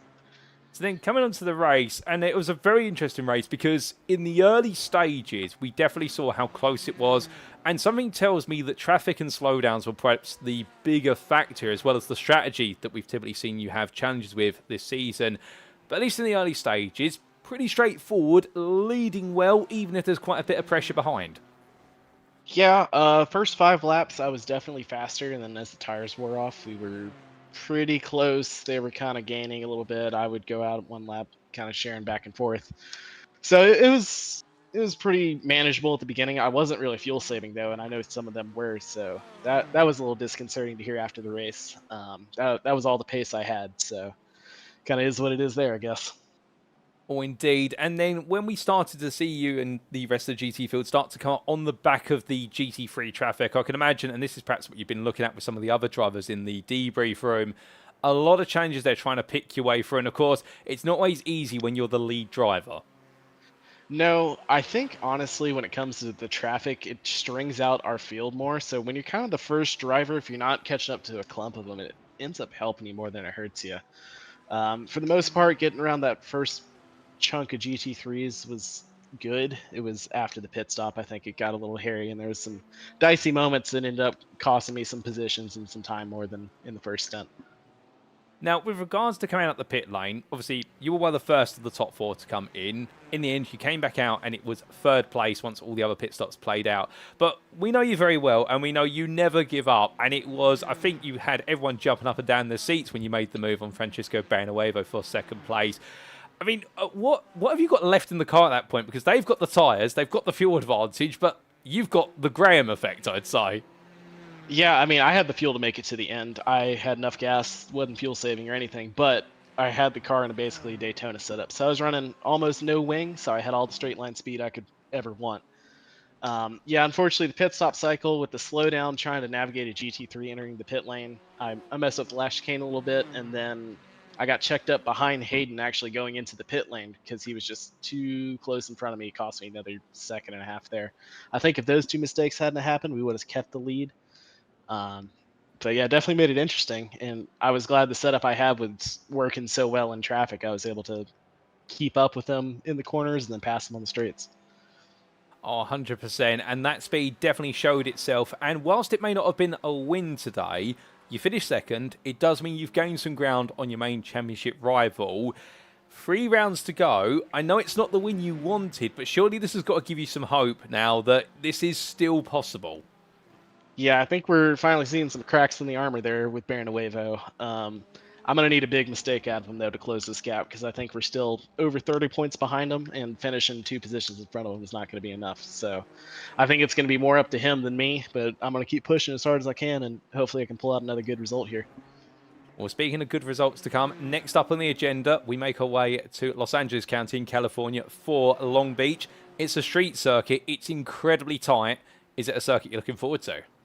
It's one of my favorites, honestly. It's one of the ones I love the most. I heard some of the guys in the Corvette saying that the Corvette struggles on the curbs there, so I don't know how the Ford's going to be. I think we're going to have to dial it in over the next 2 weeks, and hopefully we can find a setup that it's happy with. But you know, it's one I like, and it's one I'm looking forward to. It'll definitely be interesting, though, with how close these 2 classes are on speed. Oh, fantastic. I mean, I'm loving the fighting talk already, and I'm loving the sound of that. I can't wait to see you in the Ford GT out there once again. But Graham, just before we do let you go, is there anyone you'd like to give a shout out or a thank you to live on the broadcast? Yeah, I want to give a shout out to Ashley Brooks, talking all the trash in the chat here. Apparently he didn't like getting overtaken by somebody, so I just thought that was funny. So yeah, shout out to him. All of fair play. Well, with that, Graham, we'll leave it there. But thank you for your time this evening, and well done again on a superb drive to 2nd. May not have been the exact result you wanted, but you've definitely given us a brilliant display today, and we hope for plenty more at Long Beach in 2 weeks' time. But until then, my friend, well done on your result, and have a great rest of your day. Thanks, Van. You too. So here and there, ladies and gentlemen, a real quick interview with Graham Wildmon, and the Soy Boys racing driver there will definitely put on a brilliant demonstration of pace today. And talking about the mixed feelings in a way, of the fact that in qualifying, even though it was not the pace that he expected, everybody was slow. The circuit was not giving the pace that everyone expected. The fact that he was able to put together a monster of a lap, given these GTEs, the best lap does come out on the first flying lap, and the second one is more of a backup lap, if you will. He was able to put it together very quickly, and then when everyone else was in the pit lane, he still had 2 laps left. The surprise of being what was the best part of several hundredths faster, and then going back out there again was really just to see how far he could push the envelope, of which he did extend it to 1.6 tenths. In the race, a bit of a different story, but he was talking out there the fact that in the end he was having to go all in. There was no real fuel saving involved to stay in the lead, and whilst the first 5 laps he was able to open up the gap, the tyre disadvantage is what held him back, and then subsequently a bit of difficulty on pit entry at the strategic point did mean that there was a couple of seconds swing towards Hayden Miller, and that was the difference. But also talking there about the fact in relation to his rival, Francisco Barrioneuvo, The fact that he's finished ahead of him is important, but he needs Barrioneuvo to have a major drop in his result. But just wondering if there are some gaps in the armour now starting to appear for the Enosis Esports driver, and that's the theme for Graham Wildmon. If he can see a gap or an opening, he's going to go for it, and that's why at Long Beach, he loves the circuit. Will he be on the top step there? We'll find out in 2 weeks' time. But with that, ladies and gentlemen, that concludes all of our interviews for today. And a huge, huge thank you to all of our interviewees. Really appreciated as we do see them all appear on screen there. And, well, we've had 2 from each class day, which has been absolutely lovely in a bumper interview edition here for this round of the AGTC. We heard firstly from Hayden Miller for Phoenix Racing Blue, your winner in the GTE class, ahead of the GT3 class winner for Phoenix Racing Blue as well, of Sam Derbyshire. We then kept up the theme of swapping between classes by staying in GT3 initially, and to talk to the runner-up for Crazy Good Racing and William Humphrey, and then we made our way back to the GTE class and just heard from Graham Wildmon for Soy Boys Racing. A huge thank you to all 4 of them for their time this evening, and a big congratulations to them all for their brilliant results. We look forward to seeing plenty more and speaking to even more drivers in 2 weeks' time at Long Beach. But with that, it is now time for us to wrap up. Thank you very much for watching, and if you have enjoyed today's show, and perhaps you're sat there right now wanting to know more about SimRacing International or how you can be on the grid for one of our ongoing or upcoming series, well, do join our official Discord. That's the beating heart of the community. A link available at the bottom of your screen. You won't find a more well-organised or friendly sim racing community based out the United Kingdom, but open to everybody around the world, whether you're in the United States of America all the way through to Japan.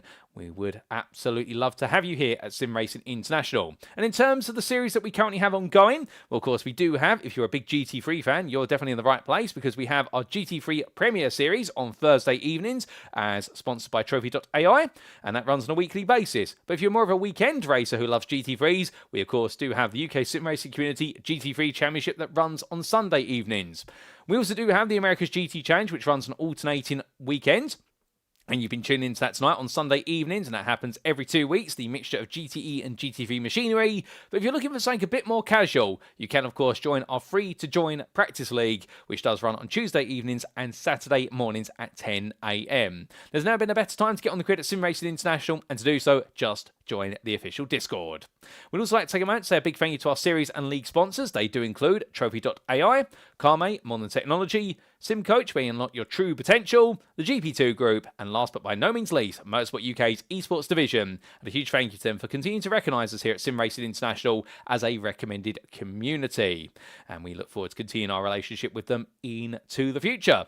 But with that, ladies and gentlemen, the future, well, it holds plenty. And what does it hold in 2 weeks' time? Well, it holds another street circuit race, but a full street circuit. Our one and only one on the calendar this season. It's going to be the Acura Grand Prix of Long Beach, where our drivers will do battle. They will duel in the GT and GT3 classes, and with the walls looming large, there is no room for mistake, whether it be at the fountain or the final hairpin. It is going to be a round where track position is going to be absolutely vital, and if you're going to make an overtake, you've got to get it right. But how will the story continue? Come and tune in for round 8 to 10 on Sunday the 23rd of November 2025 and see how it all plays out with only 3 rounds to go. But with that, ladies and gentlemen, we have been SimRacing International. I've been your host and commentator, Paul Walsh, also known as TX141 or Brit in the Spit, depending on what media you follow me on. And until next time, remember to stay safe, stay well, stay smiling, and much like our drivers, remember to stay on track. Good night.